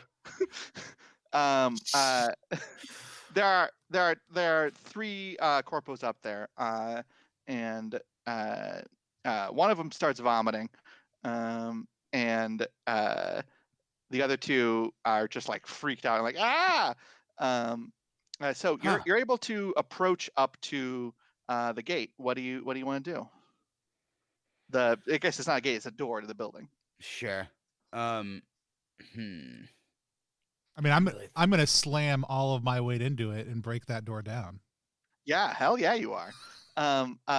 You smash down the door, and in front of you is a hallway with a bunch of corpos who turn and look at you and draw guns. We're in combat. Hell yeah. So the 3 guys that are up top are a little sort of stunned and dazed right now. So if anybody's shooting at them, they probably won't be able to fight back. I'm going to, yeah, I was just gonna pop them off. Just all right. Well, badasses go first. So there's the 3 guys up there, and then after Chadwick kicked down the door, there are 2 of those big heavy dudes right in front of you, Aegises. okay. Let's see. I'm gonna spend a bullet and void bolt one of the ones up there. So all right, cool. Just 2 non-Euclidean harm to a single enemy in far range. Yeah. Pop. Is he dead? He's dead. Yeah. Okay, I'm gonna spend 2 more bullets and just kill all 3 of them. Fuck. All right. They're all dead. Dope. Okay, so yeah, like Val just like puts down their rifle and just like holds up their hands, and these 3 black shadowy orbs just appear in front of them, like above, and then they just all launch up towards and these guys are just instantly just killed. Yeah, the non-Euclidean energy rips through them. The geometry of their reality is entirely shattered as they die. All right, and then can I see anybody inside the building? You can see some people, but there's like building and stuff in the way, and not to mention Chadwick and MJ. So you take a penalty to like get at them. Okay. I think I'll just move. I assume are they like distant to me at this point? Or? They're far technically. Okay. But if you move over into near, you should be able to hit them no problem. Okay, I'll move into near and I'll pull out my void volver. All right, cool. Mm-hmm. And then, do you want to spend a bullet to make a bonus attack? Yes, I will. All right. And let's see. No regard, I've already Val's already gone guns blazing, just shooting magical energy at these things. They're just gonna fucking do carnage and just pull out this void volver and just immediately just start. Nice. I'm gonna roll carnage. Mm-hmm. 5. All right. Yeah, you're able to deal 2 damage to one of these big dudes. Your void volver is non-Euclidean, gets with the witch, of course. So they take 2 damage. They appear to be crackling with some lightning shields around them. Cool. So another badass. So you could have sworn at this point in time, MJ, that Chadwick is still munching on a taco. Like you can see the taco like half hanging out of Chadwick's mouth, but you could also swear that you hear the person riding on his back say hello to my little friend as all of a sudden two of the guns articulate point and just start blowing away at these two guys in the hallway. Nice. And so the we're gonna be using my rare monstrous weapon and my normal flaming weapon also too. Cool. I got a 5 for the first one, the rare one, and got a 5 with the second one also too. Awesome. Yeah. How much harm? So that is going to be 2 and 4 harm. Are you targeting the same dude? Or... No, I'm going to target 2 separate guys, I think. Cool. Mm-hmm. So do you put the 2 at the one that's already been shot a little bit? Yes, that sounds good. Yeah. So that's enough to clear that guy, and 4 is enough to get the Aegis next to him. Okay. As they fall, and I'll roll some. And I forgot, the reason I use these 2 specific guns is actually because they're both service unlimited weapons, and I should have remembered that last time when doing drops because I get more bullets then. So then you get 3 bullets. Okay. That's 100% what I was doing it for. There you go. After you drop these dudes, you can see the sort of like building open up behind you, like open up behind their bodies as they fall, MJ. Up ahead, it looks like there's a glowing form of the Stygian lock itself, and there are a bunch more corpos right in there. Sure. What's a bunch? There's a dude in a regular business suit. Cool. And about 5 little sort of like they're squat guys, and they're tough, but they don't really seem like they deal a lot of damage. Interns. Yeah, Okay. yes. Guardian interns. Cool. Can I so do something, MJ? Mhm. I'm gonna tap MJ on the shoulder and go, "You look sturdy enough to handle an explosion." And then I'm just gonna fill that room with grenades or with minefield, Sure. and then that way when you walk in, it explodes.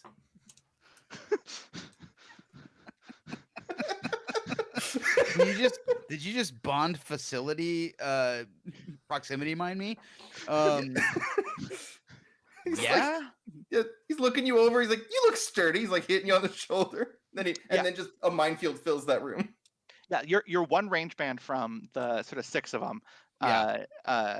As they're now surrounded by bombs. I look at all the bombs and I look back at Rags and I look at all the bombs and I look back at Rags and I go, the fuck? And I'm actually just gonna activate one of the quirks. I've got 2 stacks of avalanche with my, and so I'm just gonna like look at him and be like, nah. And then I'm not sure how that look like. I guess like I activate the quirk and it just like it shoots an ice laser. Shoots an ice laser at everybody in the room twice, so they all get hit for 2 harm. Well, it's only to one enemy within far range. Oh wait, what's the other one that I was thinking now? Okay, then that's what I will do. Then we'll hit the big guy. The big guy, cool. Yeah. All right. As you hit him, you see that his suit appears to be a little bit refrigerated. So Okay, that's he fair. doesn't take as much damage. Okay. Yeah, the member of management scowls towards all of you. Time Kurt, for your quarterly review, dickhead. Used to it. Kurt, is there anything else that you wanted to do with Rags' turn? I will summon my turret. Okay. And I am out of bullets. Sure. What do you pick? I'm gonna take sniper. Cool. And you said that I could see the element of his deal. He had ice. Yeah, he's ice. Yeah. So I'm gonna do the. Oh no! I gotta go to the health drops. Yeah, I'm gonna take the 4 health drops. Okay. Cool. Mm-hmm. Do you pick him up? If I pick them up now, it just gives everyone. Does anybody need health? No, right? No, I need bullets. You need No, and bullets. if you leave that shit on the ground, I can shatter people for free. Oh, yeah, yeah, yeah. And like if there are drops on the ground, I can take those and like I can get inside and like just without having to roll, just explode people, explode people. I'm just gonna Although leave he's them an there, ice and bird. then if I need to, I can give people bullets, or people can heal up with them. So I'll just leave them Aces. sitting there. Cool. Awesome. All right. So that's all the badasses. In front of you, drop 2 more bullets. At melee to everybody, so you can all pick that up without moving. Well, not melee to Val, but melee to the 3 of you. And there's also 3 drops up at the top of the building, but those won't count for your shatter right now because they're distant away. Mhm. Yeah, and then we make some mythic bends. So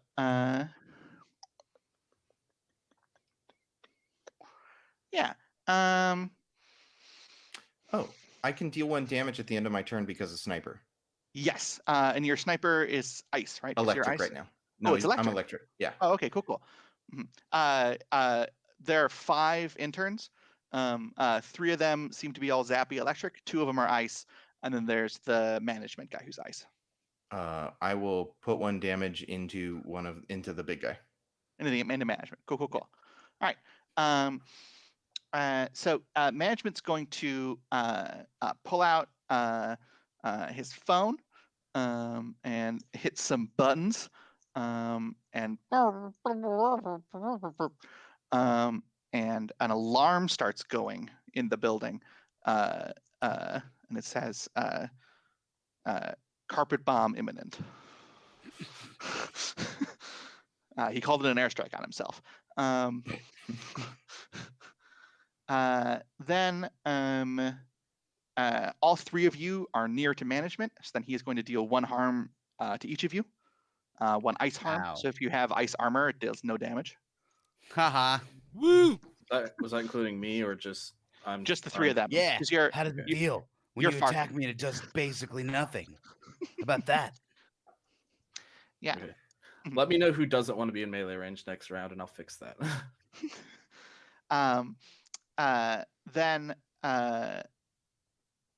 Then he's gonna move into melee with all of you. Sweet. And has a wicked looking briefcase. Looks like he's gonna beat you all up with. The interns all pull out guns and move to take pot shots. So both MJ and Chadwick take 1 electric. Sure. And the 2 ice guys in the back of the interns sort of like go whoa and make a little ice wall in front of them. So sort of blocking your way to the Stygian lock. Cool. Badass's turn. There's 4 health and 2 bullets right next to all of the 3 of you, Chadwick, MJ, and Toss me man. some bullets, and I'll get anybody who's in melee range out of melee range. Can I shatter this dickhead first with all you these? can. Yeah. Well, I think we With all want the these bullets. first. Don't waste got- the bullets. Shatter the I'm not health, gonna not touch- the bullets. I'm not gonna It doesn't touch- use it. It doesn't use It them up. doesn't use it. Oh, they just have to They're be there? They They just just have to be there. Yeah. Oh yeah, go. We just like drop stuff all over the place, and then I can just like whack a guy. Yeah, go. So I'm in melee with management, right? Uh-huh. All right. Listen, buddy, I know this isn't going to be as like hurt as much as it should, but I truly hate you. And like personally. I'm just gonna like bring sword across and shatter him. Cool. So you take 6 ice. So that goes down to 5. Cool. Yeah. And then I'm gonna come right back down on him again with the sword. Cool. And that's gonna be, I'm gonna imagine like this is, I mean, I can. Are you trying to do like a 1-2 sort of like while he's off guard, hit him? Yeah, absolutely. Yeah, that seems pretty canny. So yeah. canny, yeah, hell yeah. So that's 3 dice, and that's a 5, 4, and a 5. All right, so you got a 5, so that means Yeah. you deal your harm without management hitting you back, which Yeah, absolutely would have hurt. Yep. So you deal 3 ice. Three. Cool. 3 All right. ice. Management is looking worse for wear because he's taken 7 damage. Okay. I have a question. And then I'm gonna get like I want to like I'm like staring at him, daring him to like give him a little. When the dude walked out of that room, wouldn't he have triggered the 3 explosive damage to everyone in the room? Oh right, he would have. All of his interns took damage. So- they're all still alive, but his interns started to blow up. So since it's delayed, I want to be like hitting the thing. Like, why isn't it going off? I love it. Val, you know that Chadwick oftentimes finds themselves in the middle of the action, but really is better action adjacent. So if you want to swap out with Chadwick, that would, you know that they would obviously give consent for that. Okay. Does anybody else want to leap? Not me. I would love to get out of here. And I will give you the bullets to do it. So Okay, so I have 3 charges, so I can do up to 3 people. So I'm Okay. just gonna do the 2 of you. It resets it to 0 anyway. So I'll spend 1 bullet to leap, and I'll yoink y'all out of there. And so, Kurt, do you pick up one of the health? yeah, I'll pick up a health to give you. Actually, I'm gonna grab 2 of the health so that I can give you 2 bullets, Val. Okay. And can I get the bullets too? Do you mind if I take the bullets? I mean, I can't wail on him again. Oh, if you right. take him. But I'll I leave mean, him. Yeah, I just have no bullets. Why don't you Then take take- up? take Why don't him. you take a bullet? take him. Okay, I'll take a bullet. Yeah. Okay. Because you're I gonna give will Val 2 out- bullets, take a bullet, and then there's a bullet for MJ. Yeah. What's that Yeah, leave there's- on the ground? There's 1 Yeah, bullet and okay. 2 health. So there's 3 Yeah, drops okay. left on the ground. Sweet. Beautiful. Okay. How are all these interns looking? They're not happy. They just got exploded. They're not dead. Except for the lightning ones who took +1 damage because explosive is the element to especially hurt lightning people. So those 3 the natural enemy of lightning is explosions. Clearly. So those 3 electric interns who were taking pot shots, they are down for the count. But those 2 Okay. ice guys were nice and bunkered behind their ice wall, and they seem to be pretty all ready to hole up there.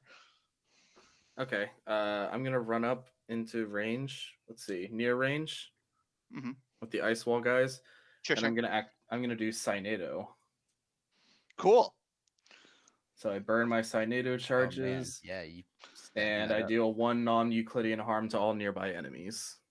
All right. That includes corporate management because you're now in Okay. melee with management. If you come up here, That's fine. management suit gets ripped apart by some parabolas and doesn't look very happy.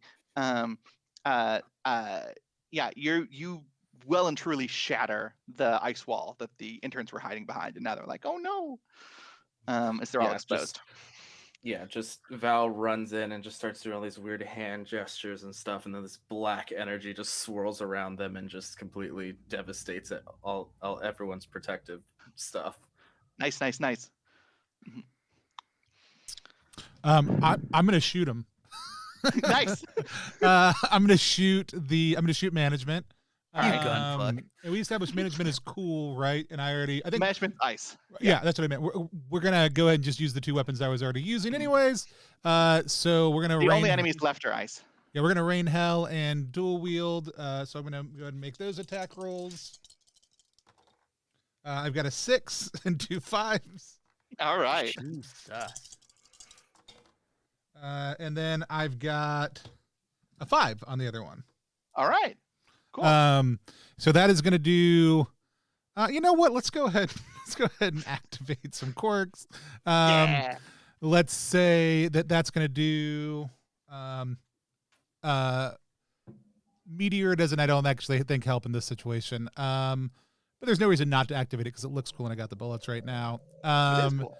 And the other one has Bloodthirsty, which also doesn't do anything, but it still looks cool because it starts to drain his health back towards me. And that's gonna do 4, 6 plus 1, 7 damage. All right. This will kill. So you can activate Bloodthirsty. So how much damage does the Bloodthirsty weapon do? 4. All right, so you gain 4 health. Okay. I mean, I was at full health, but I look extra beefy right now, and so just for a little bit.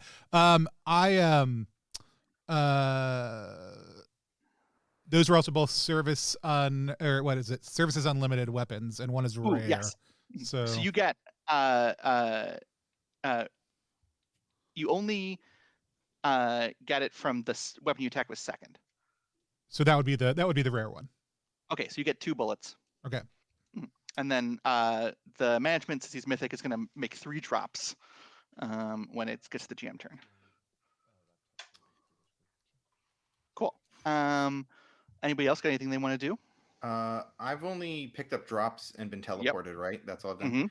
Mm-hmm. So then I'm gonna fire on the 2 ice guys in the back. Sure. With my my explosive weapon. Yep. And I'm just gonna go for maximum carnage. Nice. Yeah, I'm just gonna try to blow them to pieces. So I've got 3 in that. Let's go for the first shot. Okay, that's a 3. What's a 3 do for me? 3 does hit and deal damage, but those ice guys get to fire back at you. Cool. As you hit this guy, which would be enough to kill him because of the amount of shredding that their ice barrier was taking before. He's going to get a pot shot off on you back, and you are going to take only 1 harm because he's a little intern. Okay. And then I'm going to get my free attack because this is the Petriva, yeah. Petriva. So minus 1d6. Yes. So that guy's still alive, or he's... No, you dropped one of the interns. Okay, great. I'm going to shoot the other intern. Ooh, a 6. All right, yeah. That intern goes down. Boom. So then we make 2 more drops, and there's nothing standing in all of your way for the Stygian lock. In front of you is this glowing lock. On the ground is 1, 2, 3, 4 health, and 4 bullets. For anybody in the picking that they want, in addition to the 2 health and 1 bullet that was still left around from the last round, for anybody that wants them hanging out on the ground. If I pick up most of those, I can refill a lot of stuff. Go for it. Yeah, I'm 4 bullets short, but anybody who needs them more, I'm down 3 bullets you're allowed, right, Adira? Can you go over your bullets? I could have 12 bullets, right? Like if you just had them. Yeah, sure. It's just health is a maximum, but you can just get more bullets if you want. Okay. Oh, great. So I'm gonna pick up all the health so that I can give it as bullets. And we said there's 4 health right now. Yeah. Okay. So I'm gonna actually 6 because there's 2 from the previous round. Oh, great. So let's give. What are you at, MJ? I've got 4 bullets. I've got plenty of health. I've got 7, but I'll take a bullet or 2. Okay, so 2 bullets to you, 2 bullets to Val, and 2 bullets to Tony from the health, and that puts me at over 10 stacks on my life grenade. So I'm gonna spend my 1 bullet and heal everyone for 3. Nice. And then I'm gonna go pick up all the bullets so that I get. And how many bullets were there? There were 5. 5. Okay, so that'll put me at 5 bullets total. Is that okay with everybody? Val, do you have? How many are you? I'm at 5, so I'm at 5 bullets right now. So there's some stuff on the roof too. We could go. Oh yeah. Yeah. Yeah. There's 2 more bullets and a health on the roof. Chadwick's got that. But in front of you is Stygian lock. Fused to the very earth of the planet itself is this large, sort of like spinning structure made of scintillating energy and glowing, gleaming iron. It pulses as you approach it, and you can feel its desire. Lock wants me, dude. I'll give it a taco. The lock wishes to see the sunset. Sweet. It is at the bottom of a canyon, and it hasn't been able to see the sun for a long time. And it's fused to the earth? It's fused to the earth, and it wishes to see the sunset. How explosive can we get? Pretty explosive. It's inside this house, this like building too, this Yeah, IKEA ass building. Uh-huh. I mean, Also, I mean, I can just take care like, of the building. I don't know about the canyon. Just point of order, real quick. We still worrying about like a airstrike or? There is Oh, there is an alarm then going off. Val so when MJ mentions the airstrike, Val lets out a very audible shit. Chadwick goes over to the to the body of management and like is gently hoofing around at first, and then realizing again that I have no hands but only these hooves. I just start to smash his chest area as hard as possible, hoping to destroy whatever he used to call this in.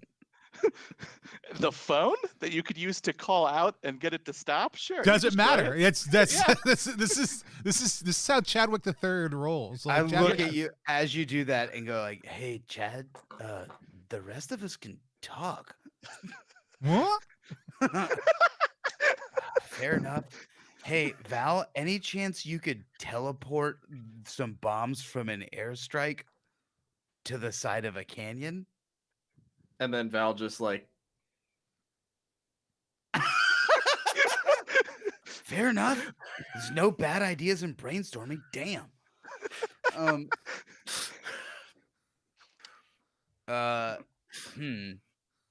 Is there anything else like going on in the building? Is there like there's like a control booth or a panel or a Yeah, there are a number of instruments. Things are pointed at the lock. yeah.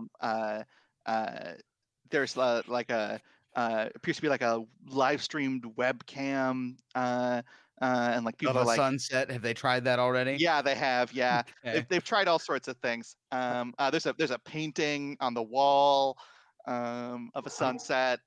You see a guy there lying dead with a name tag that says sunset. There's a bunch of tequila sunrises poured upside down to make a Yeah, tequila yeah. sunset. Exactly, yeah. Yeah, the corpos seem to have tried a number of different things to get this lock to open. except not build a building around it. Yeah, well, look, if you want to claim a thing, you got to build a building around it. That's corporate procedure.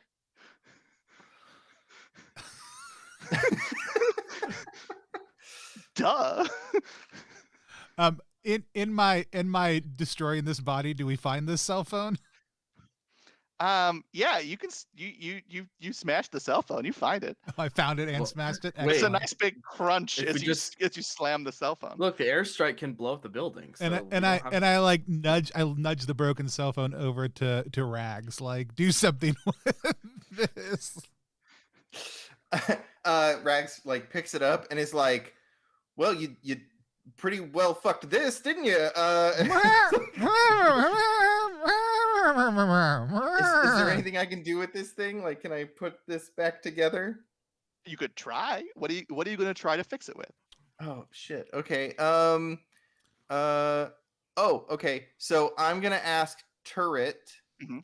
I'm gonna be like, "All right, my boy, come here. I need you to set this broken circuit." So I'm gonna try to get my son to set the circuit like Uh-huh. a broken bone Mhm. in front of the lock. All right. Oh.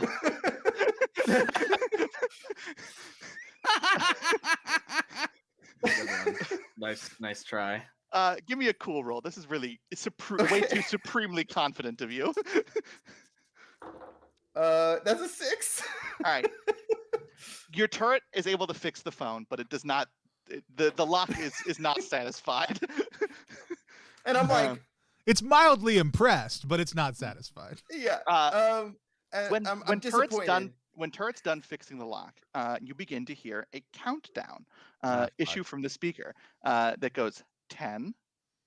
Okay, like so, like 9. let's run. Yeah, like while you're doing this, Okay. Val like tugs on your shirt. Like Val just like tugs on your sleeve of your shirt, and when you like look over, Val just goes like points towards the exit, like and then just Yeah. starts running. Like Yeah. Sure. Naruto running. I'm sprinting as well. Everybody's booking it. I gently Yeah. grab the circuit in my mouth and start hoofing it out. All right. Wait, no, I want to fix the thing.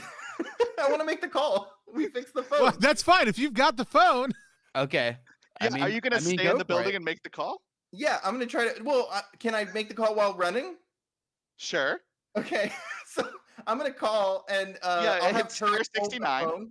Yes, I call back the number and I'm like, hey, yeah, so we're all good. Actually, it's fine. They left, so you could call it off. What's the password? He looks Password. back and he's like, pass 1 2 3 4. You have one more try. 2, 1. And it And then you hear "Phew," as a ship sort of like skips out of orbit into the atmosphere of Demon, burning up a bunch of the air, and then it launches a few missiles out, fume, fume, fume, that slam into the building and the canyon around it, burying the whole thing in rubble. So in front of you is a big pile of rocks over a Stygian lock. Let's clear out the rubble so that way the Stygian lock can see the sunset. I say as a player, Val is like motioning like the Just starts lock. picking up fucking rocks. Yeah. Val just like yeah. Val's just like Val just runs over. Val's starts just like picking up teleporting rubble, huge yeah. rocks out of the way. Uh-huh. Yeah, basically. All right, I'll try to set like an explosion to try to clear some of the rubble. Sure. Yeah, that's using your noodle. Yeah, We could have used Val's that like earlier. Val's like picking up rocks. They're just like manually doing it, and you're like, "Oh, guns!" And then you shoot an explosion. Just start shooting the rubble to even smaller rubble. Yeah. Why didn't I think of that? Yeah. How do MJ and Chadwick work on clearing the rubble? I mean, I'm gonna pull out. I do have one explosive weapon. Like I see that. I like again look back and forth to Val picking up rocks. Look over at Rags blowing stuff up, and then pull out a gun we've never seen before from my anime pocket. And I just there's a big giant red button on the side of it, which I press a couple times. It does nothing. And then I just start I look at it. I look at the gun with just ugh, and I just start blasting at the ground. All right. And what does Chadwick do? I mean, first of all, Chadwick makes sure everybody has a taco. It was a hard fight. Yeah, Everybody yeah, needs to eat. Mhm. So that happens, and then I also have an explosive weapon, so we'll do some clearing of some very targeted explosions. Like I'm going to calculate a lot of trajectories and then just blow shit up. Yeah, so we see a montage of the four of you working to clear this rubble, taking taco breaks, chilling out. You play a hand of poker and Turret wins. Every time. Yeah. I swear, cheats. That That's robot cheats. that's the second word. The second and of two words that Val says after Is losing shit at and poker. cheats. It just Yeah. goes cheater. Yes. And eventually you're able to clear all of these rocks out from the lock as one of the sons of Demon begins to set in the distance. The lock hums a satisfied glow, and all of you feel a connection within your very deepest soul. This lock is yours, and you are this lock's. Congratulations! That's a Gunfucks blast. Awesome. I had a blast. We do a thing here called a reaction roll, but I want to check in with y'all just real quick. Would y'all like a 5-minute break to go get up, move around, stretch, all that kind of stuff? We've been playing for about 2 hours. Conversation will take 20 to 30 minutes at the end, but would you guys like a break before that? Yeah, bring Yes, us down. please. Awesome. Why don't y'all go ahead and do that? I'm going to vamp a little bit about a couple of things, and then I will hop off also, but let's come back at about 20 after the hour. Does that work for everybody? Sounds good. All right. So y'all can go ahead and hop off. I'm going to pop a couple things up on the screen, and talk about them. First of all, here on Plus One EXP, we try to do all of our content for free for designers. Sometimes a publisher wants to partner with us, but if you want to help us make the channel sustainable, the best thing that you can do is support us on Ko-fi.com/plus1exp. Helps support the channel, helps us pay our staff. But this isn't me. This is actually the editor and the graphic designer who I pay out of pocket, but it helps offset the cost for that. It helps us increase what we pay them, so you can support us there. You also go to Plus One EXP, check out any of the beard balms that we make, any of the games that we do, anything else like that if you want to, and do it. We do have a couple of upcoming streams that I would love to tell you about. The first one is an altogether different river that is a world building game about the return home after a time away. You're building a town that runs next to a river, talking about the things that have stayed the same, the things that have changed both in us and the town. It's by Aaron Lim, who's a phenomenal designer we've had here as a player on the stream a few times, who comes out of the RPGC community, that is RPG creators in Southeast Asia. He's in Malaysia, actually. We're going to be playing that game tomorrow. It's a really personal narrative for Aaron. I hope y'all can come back and play with me and some other folks, but it's a collaborative storytelling game. I'm super excited about that. And then the other one that we are doing every Wednesday during June is Down We Go. Down We Go is a dungeon crawling, a minimalist dungeon crawl OSR system. So it harkens back to a lot of the feeling that you got playing games like Advanced Dungeons and Dragons and other things like that. But all the rules, all the core rules that you need to know fit on a half of a sheet of paper. So that's like an A5 for those of you who use that thing, or a 5.5 by 8.5 inch sheet of paper. All the rules fit on that, but we are actually working right now with the creator Marcus to expand that into a print project. So we are working right now over on Itch to Itch Fund that. Another great way to support us if you want to is to go look at that project. I'll drop that link in the chat in just 1 second as well. But if you want to go check that out, support it, or come back and watch us play it next Wednesday. Those are a couple of different things that we have coming up. We are going to be taking a break next weekend. It's Father's Day weekend. I'm going to be going camping with my family. But we've got community conversations, interviews, and other content on a fairly regular basis. So please come back anytime you want to. Hit follow or you can't subscribe because we don't do that on this channel. But thanks you to Retro Rocks for following us during this broadcast. I am going to take a short stretch break, and we'll be back in about 2 minutes.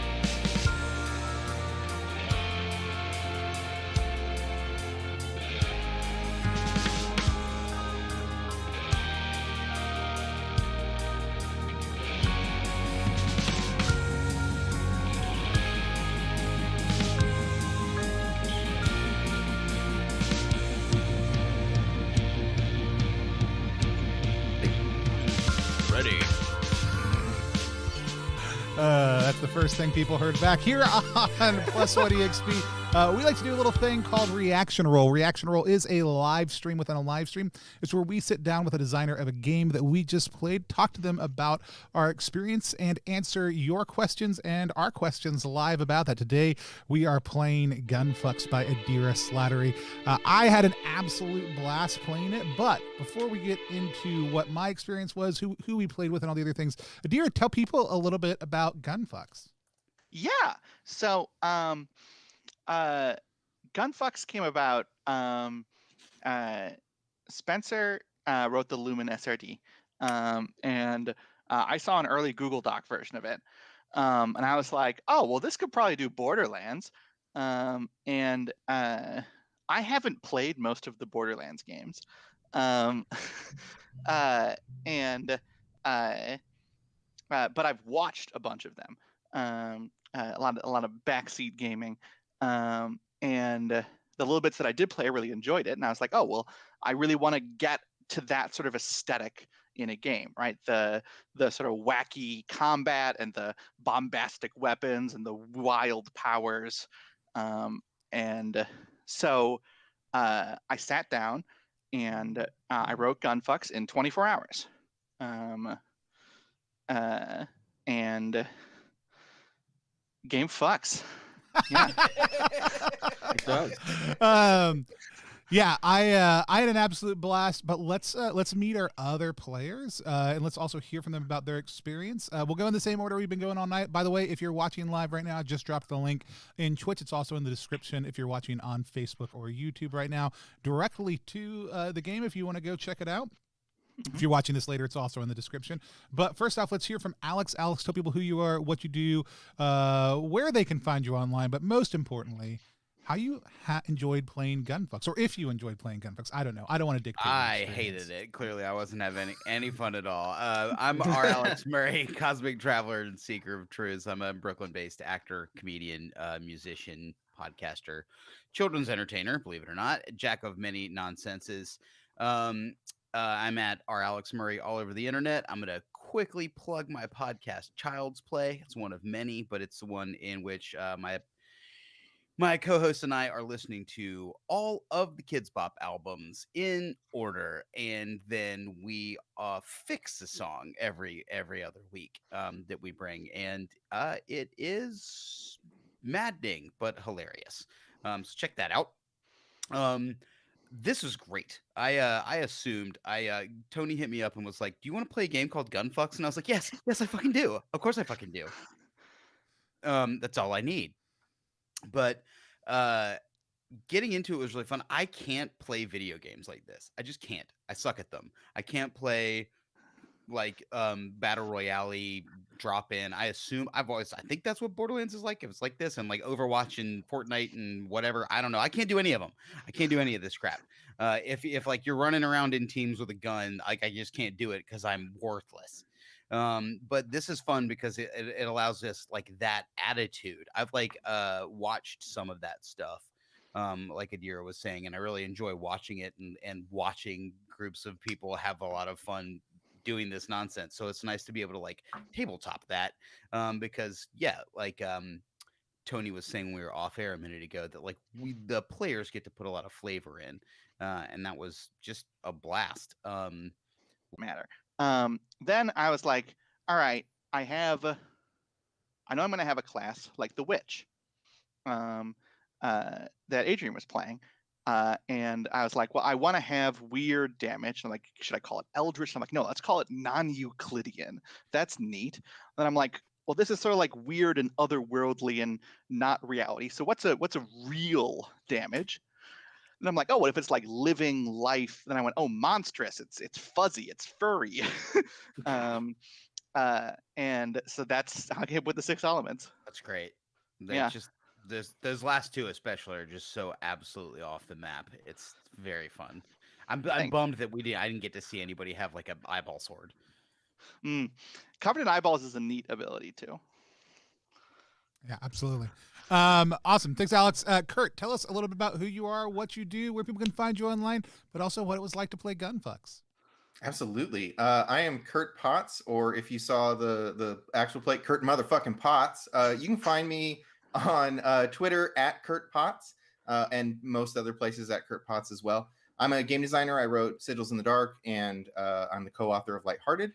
I fucking loved Gunfucks. I'm a big fan of Borderlands, especially the aesthetic of Borderlands, like the idea of Borderlands. I'm more a fan of the idea of Borderlands than I am like sitting down to play Borderlands. Same. It's such a cool like world and art style, and I like that I have like locked in, and this game really hit that. So kudos for nailing that. The drops especially like made you feel like, oh shit, what do we get? Like I was excited, like, ooh, I need more bullets so that I can get some like that was good. That really hit that like need to get more stuff. Mhm. Yeah, I really dig it. This is my first Lumen game that I've played. Ooh, nice. And Nice. I haven't played any of the other Lumen games. But when I saw, I love Adira's work, and so you know, when I saw this come up in the Discord, I was like, I have to be in this game because I want to play Lumen, and Adira's awesome, and so it was great. Yeah. Compared to a lot of other Lumen games, Gunfucks is pretty random. There's like a lot of random generation. There's the random weapons. There's a lot of random stuff you can do with enemies and things like that. So definitely check out some other Lumen games. Yeah. Yeah, absolutely. And the randomness too really drove that Borderlands feel, because like having the different resistances was awesome, because then it especially when it wasn't just like, oh, a room full of one type of mob with they all have the same resistance, like, well, I brought the wrong shit, oh well. So Yeah. that was really cool. Yeah, there actually was another piece of randomness that we didn't do, because it's the thing you do if you're going to be doing the standard game, which is you do a bunch of multiple quests and things, and you gain more advances and stuff. You increase your stats, whatever. One of the things that we didn't do was at the end of that quest, after you claim the Stygian lock, you would have uncovered the rest of the rubble and gotten more guns. And we would have generated some more guns, and you can burn your old guns or the new ones you're getting to give bonuses on the rolls for your randomly generated guns. Awesome. Yeah. That was going to be my only question, is like I expected the big guy to drop a gun, but if I know that they're behind Stygian locks, then that totally makes sense. They're like, behind I want to play again. Yeah. I want to play again so we get more guns. Yeah. Awesome. Adrian, tell people who you are, what you do, where they can find you online, but also what it was like to play Gunfucks. Okay. Hi, I'm Adrian Lum. You can find me at Arnivold on Twitter. I'm a game designer. I've written Divination, Castle of Memories, and I just recently released my own Lumen game, Chosen Ones, post-apocalyptic Check it out. fantasy. Yeah, it's got a kind of a similar vibe, but there's a lot more magic and a lot more fantasy involved in it. Less fucks.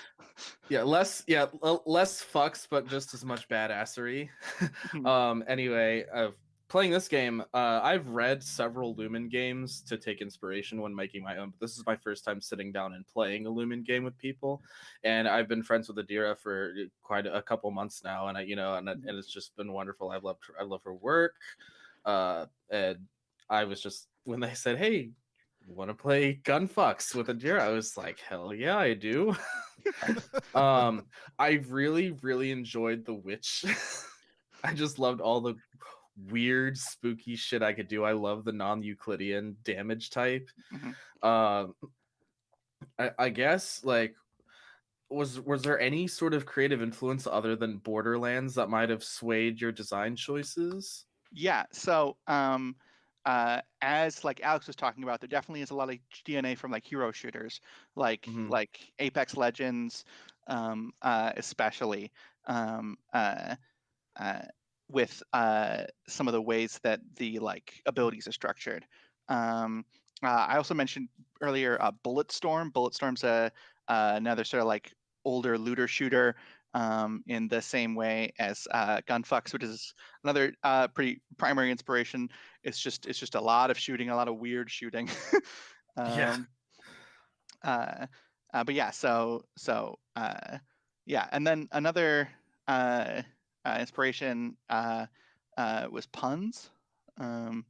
all the enemy types end with O. They're all Krokos, Rados, Corpos, Angels, just sort of for shits and giggles. And there's a lot of weird little jokes.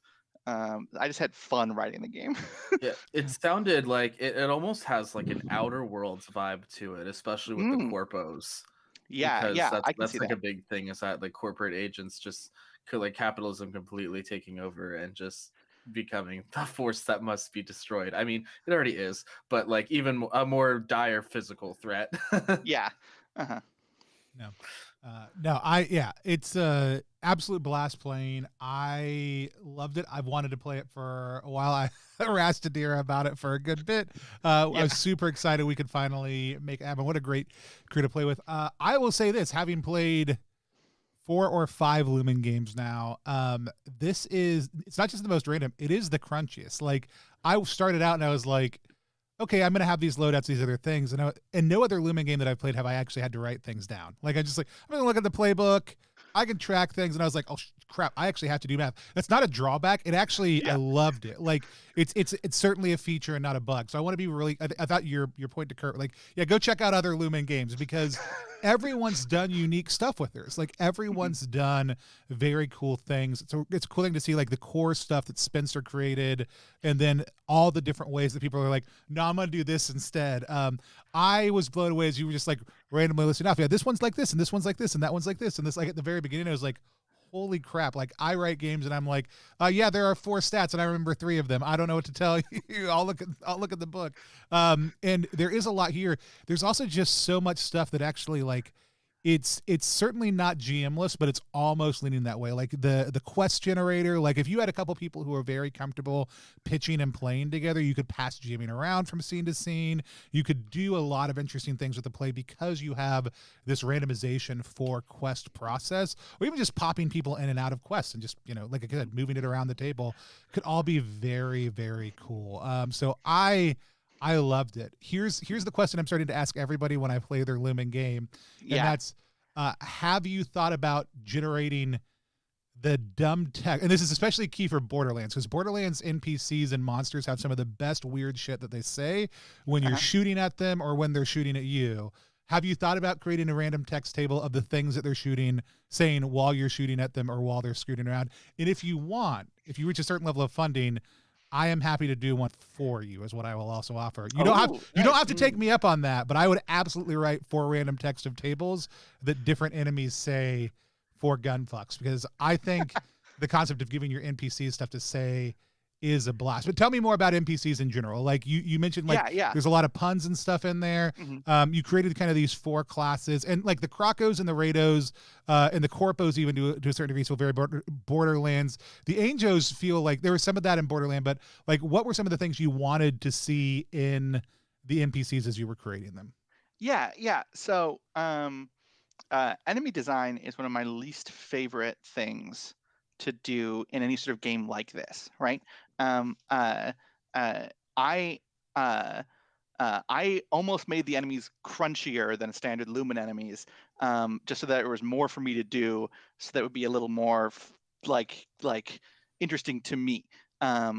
So I really latched onto those themes to, like, pull a lot of my own interest in designing there. I came up with names for all the 6 elemental forms of Krokos.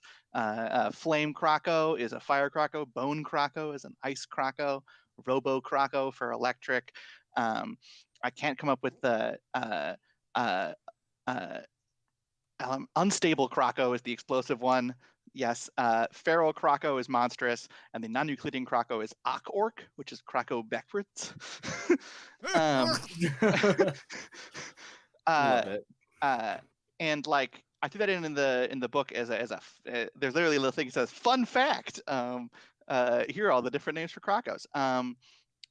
And so when I was doing a lot of the enemy design, I was really trying to lean into their theme, and I was trying to think of, like, what sorts of interesting stories can be told with them, right? So for Krokos, it's like there's a lot of stuff in Borderlands around fighting the sort of local monsters to Pandora. So I knew I wanted some monsters, and I just thought crocodile because it was neat. And so I just sort of went from there.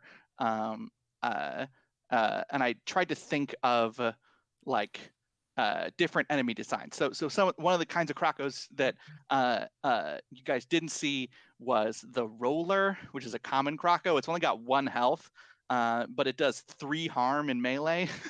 The idea is it's a little roly pillbug Krako, and it like explodes effectively. And then there was the Krako Pult, just a Krako catapult. And so yeah, it was things trying to think about that. And then I got to the Rados, and I was like, all right, so Borderlands is a lot of like bandits and the enemy type, unfortunately named psychos. So I was like, all right, let's just come up with like some mean stuff. And I was like, oh, what if they're sort of wizards? So there's a caster type in the Rados, and they've got little bullies and captains that cackle. And the Corpos was incredibly easy to write for all the reasons that Adrian said. Capitalism blows. And it sucks that we all have to exist within it. So sometimes it's nice to shoot your boss in a game. And then the Angels, I was like, all right, so I don't want to just do 3 enemy types, because the other thing is I wanted to, the Krakos are all 6 elements. The other 3 enemy types are each a pair of elements, right? So the Rados are fire or explosive. The Corpos are ice and electric, and the Anjos are monstrous or non-Euclidean. And I was like, okay, what is a faction that's made up of opposing elements that are about otherworldliness and also life at the same time? And I was like, oh, what if they're these like weird sort of mystery like things here to claim the lost Stygian treasure for their own means? And so I really sort of leaned into some stuff and thought about all of the weird angel things that I heard about in my background growing up Jewish, and being heavily delved into like Jewish mysticism and things with like weird shaped angels and stuff. So yeah, all the best shaped angels are weird shaped angels. Yeah. I loved it. It actually, like, the way you did guns, the way you did your NPCs, which is really funny to hear you say like, I don't really like them, were 2 of the best things about the entire thing. But I loved what I wrote, but right. but it definitely, it was the thing I did last because it wasn't as fun as the rest of it. Like, it was very much like, oh, I've come up with these great factions. Oh shit, I gotta write enemy types. And as much as capitalism is the enemy, it is also the society in which we live. Give me money. Yeah, and you are itch funding this project right now. I'm going to pop it up on the screen next to us. I've done it a couple times, but tell us a little bit about the process you're going through to raise funds for itch through itch funding right now. Yeah, so I'm doing the very exciting itch funding with Gunfucks. Crowdfunding is very neat, but the process of using Kickstarter can sometimes be incredibly stressful. As anybody who has tried to fulfill a Kickstarter is painfully aware. And I have been on both ends trying to fulfill them myself and helping other people fulfill theirs and writing stretch goals and all sorts of things. It's a mess. Itch funding is nice because people get something immediately for sort of backing and crowdfunding the game. You set up a little sale, which Itch lets you do either a positive or negative sale. So it's either the game costs a little less money, or you could make the game cost more money. And you get a little bar at the top, and that's nice for tracking different things. And I've raised over $1,000 for Gunfucks, which is awesome. My hope is to raise $2,500, and then I can use that to help subsidize a print run for physical copies of Gunfucks. Because that's the other thing that I'm doing with itch funding is Unlike Kickstarter, where I'm looking at that to like pull all of the costs together for the game. With itch funding, how I'm doing it is this is sort of supplementing and allowing me to do these things, right? So one of the things we hit was being able to have me commission art from an artist for the 6 playbooks. That doesn't cover all of the cost of the art. I'm covering a section of that myself. But by hitting that, I know that there's interest, and it helps defray some of those costs, because also itch doesn't pay me immediately. It takes a bit.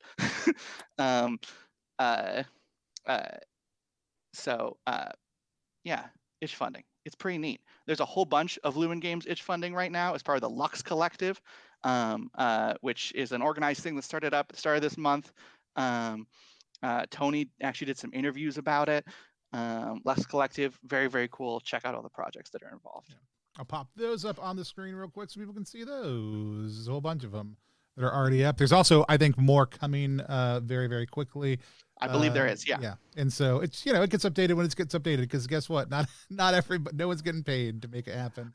Nope. But no, it's been an absolute blast. Gunfucks is one of them. We're going to play a few more games over the course of that are funding through the Lux Collective or just Lumen Games over the course of the summer. It's going to be a huge focus for us because it's a really cool game style. You can also, one of my favorite things about Lumen Games, they take 2 hours to do a mission. Like it is pretty invariable that I've never played one that's taken longer than 2 hours. Usually they take, with character creation, generation, and everything else, 2 hours or less. And so it's a really great thing if you don't have enough time per session. They're really great this time. But Adrian, let's hear from you first. Tell people where they can find you online, a little bit about your work. Okay, I'm Adrian. You can find me at Arnivold on Twitter. I'm a game designer. I have made 5 games so far. The most prominent ones that I'm proud of are Divination, solo game Castle of Memories, and then most recently Chosen Ones, which is my own Lumen game. I don't plan on doing any itch funding for it because I'm not ready for that yet, I don't think. But it's still something I think you should check out. It's post-apocalyptic fantasy. You can get there are 9 classes to choose from, and you can fight demons, you fight monsters, you fight undead. It's just really fun post-apocalyptic fantasy, swords, guns, and magic. Awesome. Yeah, please go check it out. We'll make sure we get the link to that in the description as well. Kurt, let's hear from you. Tell us a little bit about who you are, what you do, where people can find your stuff online. Yeah, absolutely. I'm Kurt Potts. You can find me at Kurt Potts all over the internet. Twitter is where I do most of my talking about games. I am a game designer. I wrote Sigils in the Dark, which is a solo journaling game about writing a spell book and losing yourself to the darkness as a dark mage. I also am the co-author of Lighthearted, which is a modern fantasy game set in a alternate 1980s community college setting with fantasy elements weaved throughout the most outlandish bits of 80s pop culture. It stuck. Some of that marketing material left in there after the Kickstarter ended. But yeah, that's me. That's what I got going on. I got to finish that book. That's what I'm doing. So if you want to know more about Lighthearted or any of my games, you can go find me on Twitter and find my itch store there. Awesome. And then Alex, let's hear from you. Tell people who you are, what you do, where they can find you online. Yeah, again, R. Alex Murray. I'm at R. Alex Murray on all the stuff out on the internet, telling jokes and singing songs and being weird. I'm a actor, comedian, musician, podcaster, and I guess you know what? Technically, I have contributed to a Troika supplement that Tony I got it ready to pop it up on the screen next when you were talking about. Tell us about baby. the Troika supplement you co-wrote. Take that. I wrote some bullshit because Tony told me to. Which is actually, it's really fun. I'd like to do more of it, but like a little baby game designer, I was like, yeah, sure, I'll make some stuff up. Listen to my podcasts and a bunch of my other friends' podcasts. We are the Missing Sock Podcast Network. If you type Missing Sock into any of your fine catchers, Podchaser is a good podcatcher. All of our shows will pop up. Enjoy our nonsense. Awesome. And then Adira, tell us one more time where people can find Gunfucks. Yeah, I'm Adira Slattery. You can find Gunfucks at adira.itch.io/Gunfucks. You can find all the things that I do on Twitter at Adira Slattery. You can Google Adira Slattery. You can go to adiraslattery.com. It's very, very neat. Gunfucks is itch funding right now. You can get the whole over 30-page book for $15. It's very, very neat. And if you spend $20, then you donate a free copy for somebody else for them to claim. Gunfucks, so far we've funded a quick start, bonus campaign info, which is even more sort of automated GMing tools,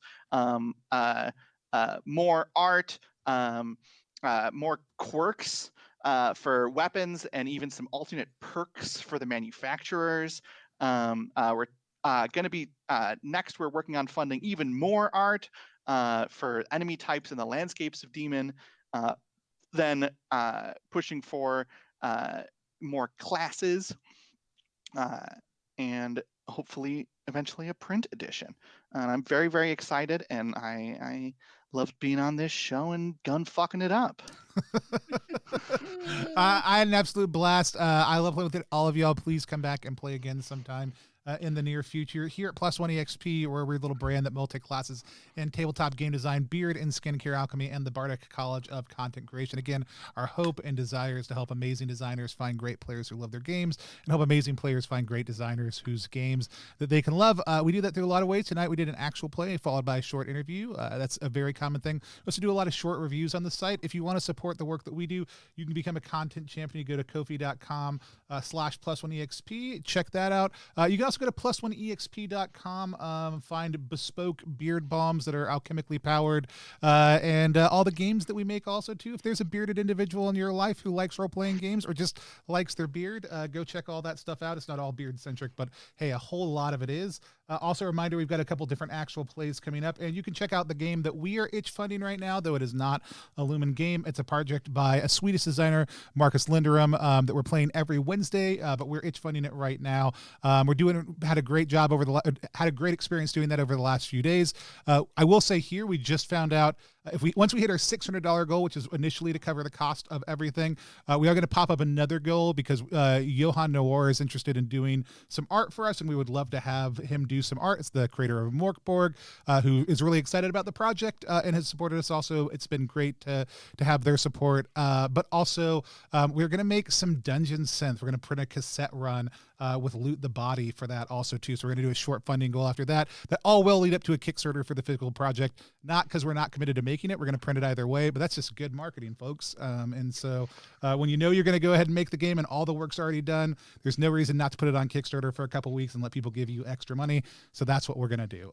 So that'll be for the physical thing going up. But you can find all that at ttrpg.link/DWG. Just click through on any of our stuff. But until next time, I've still never figured out a way to end these streams. So we are all just going to wave at the camera until I take us off being live. Bye, everybody. Gun fucking. Gun fucking. Gun fucking good time. Fuck me.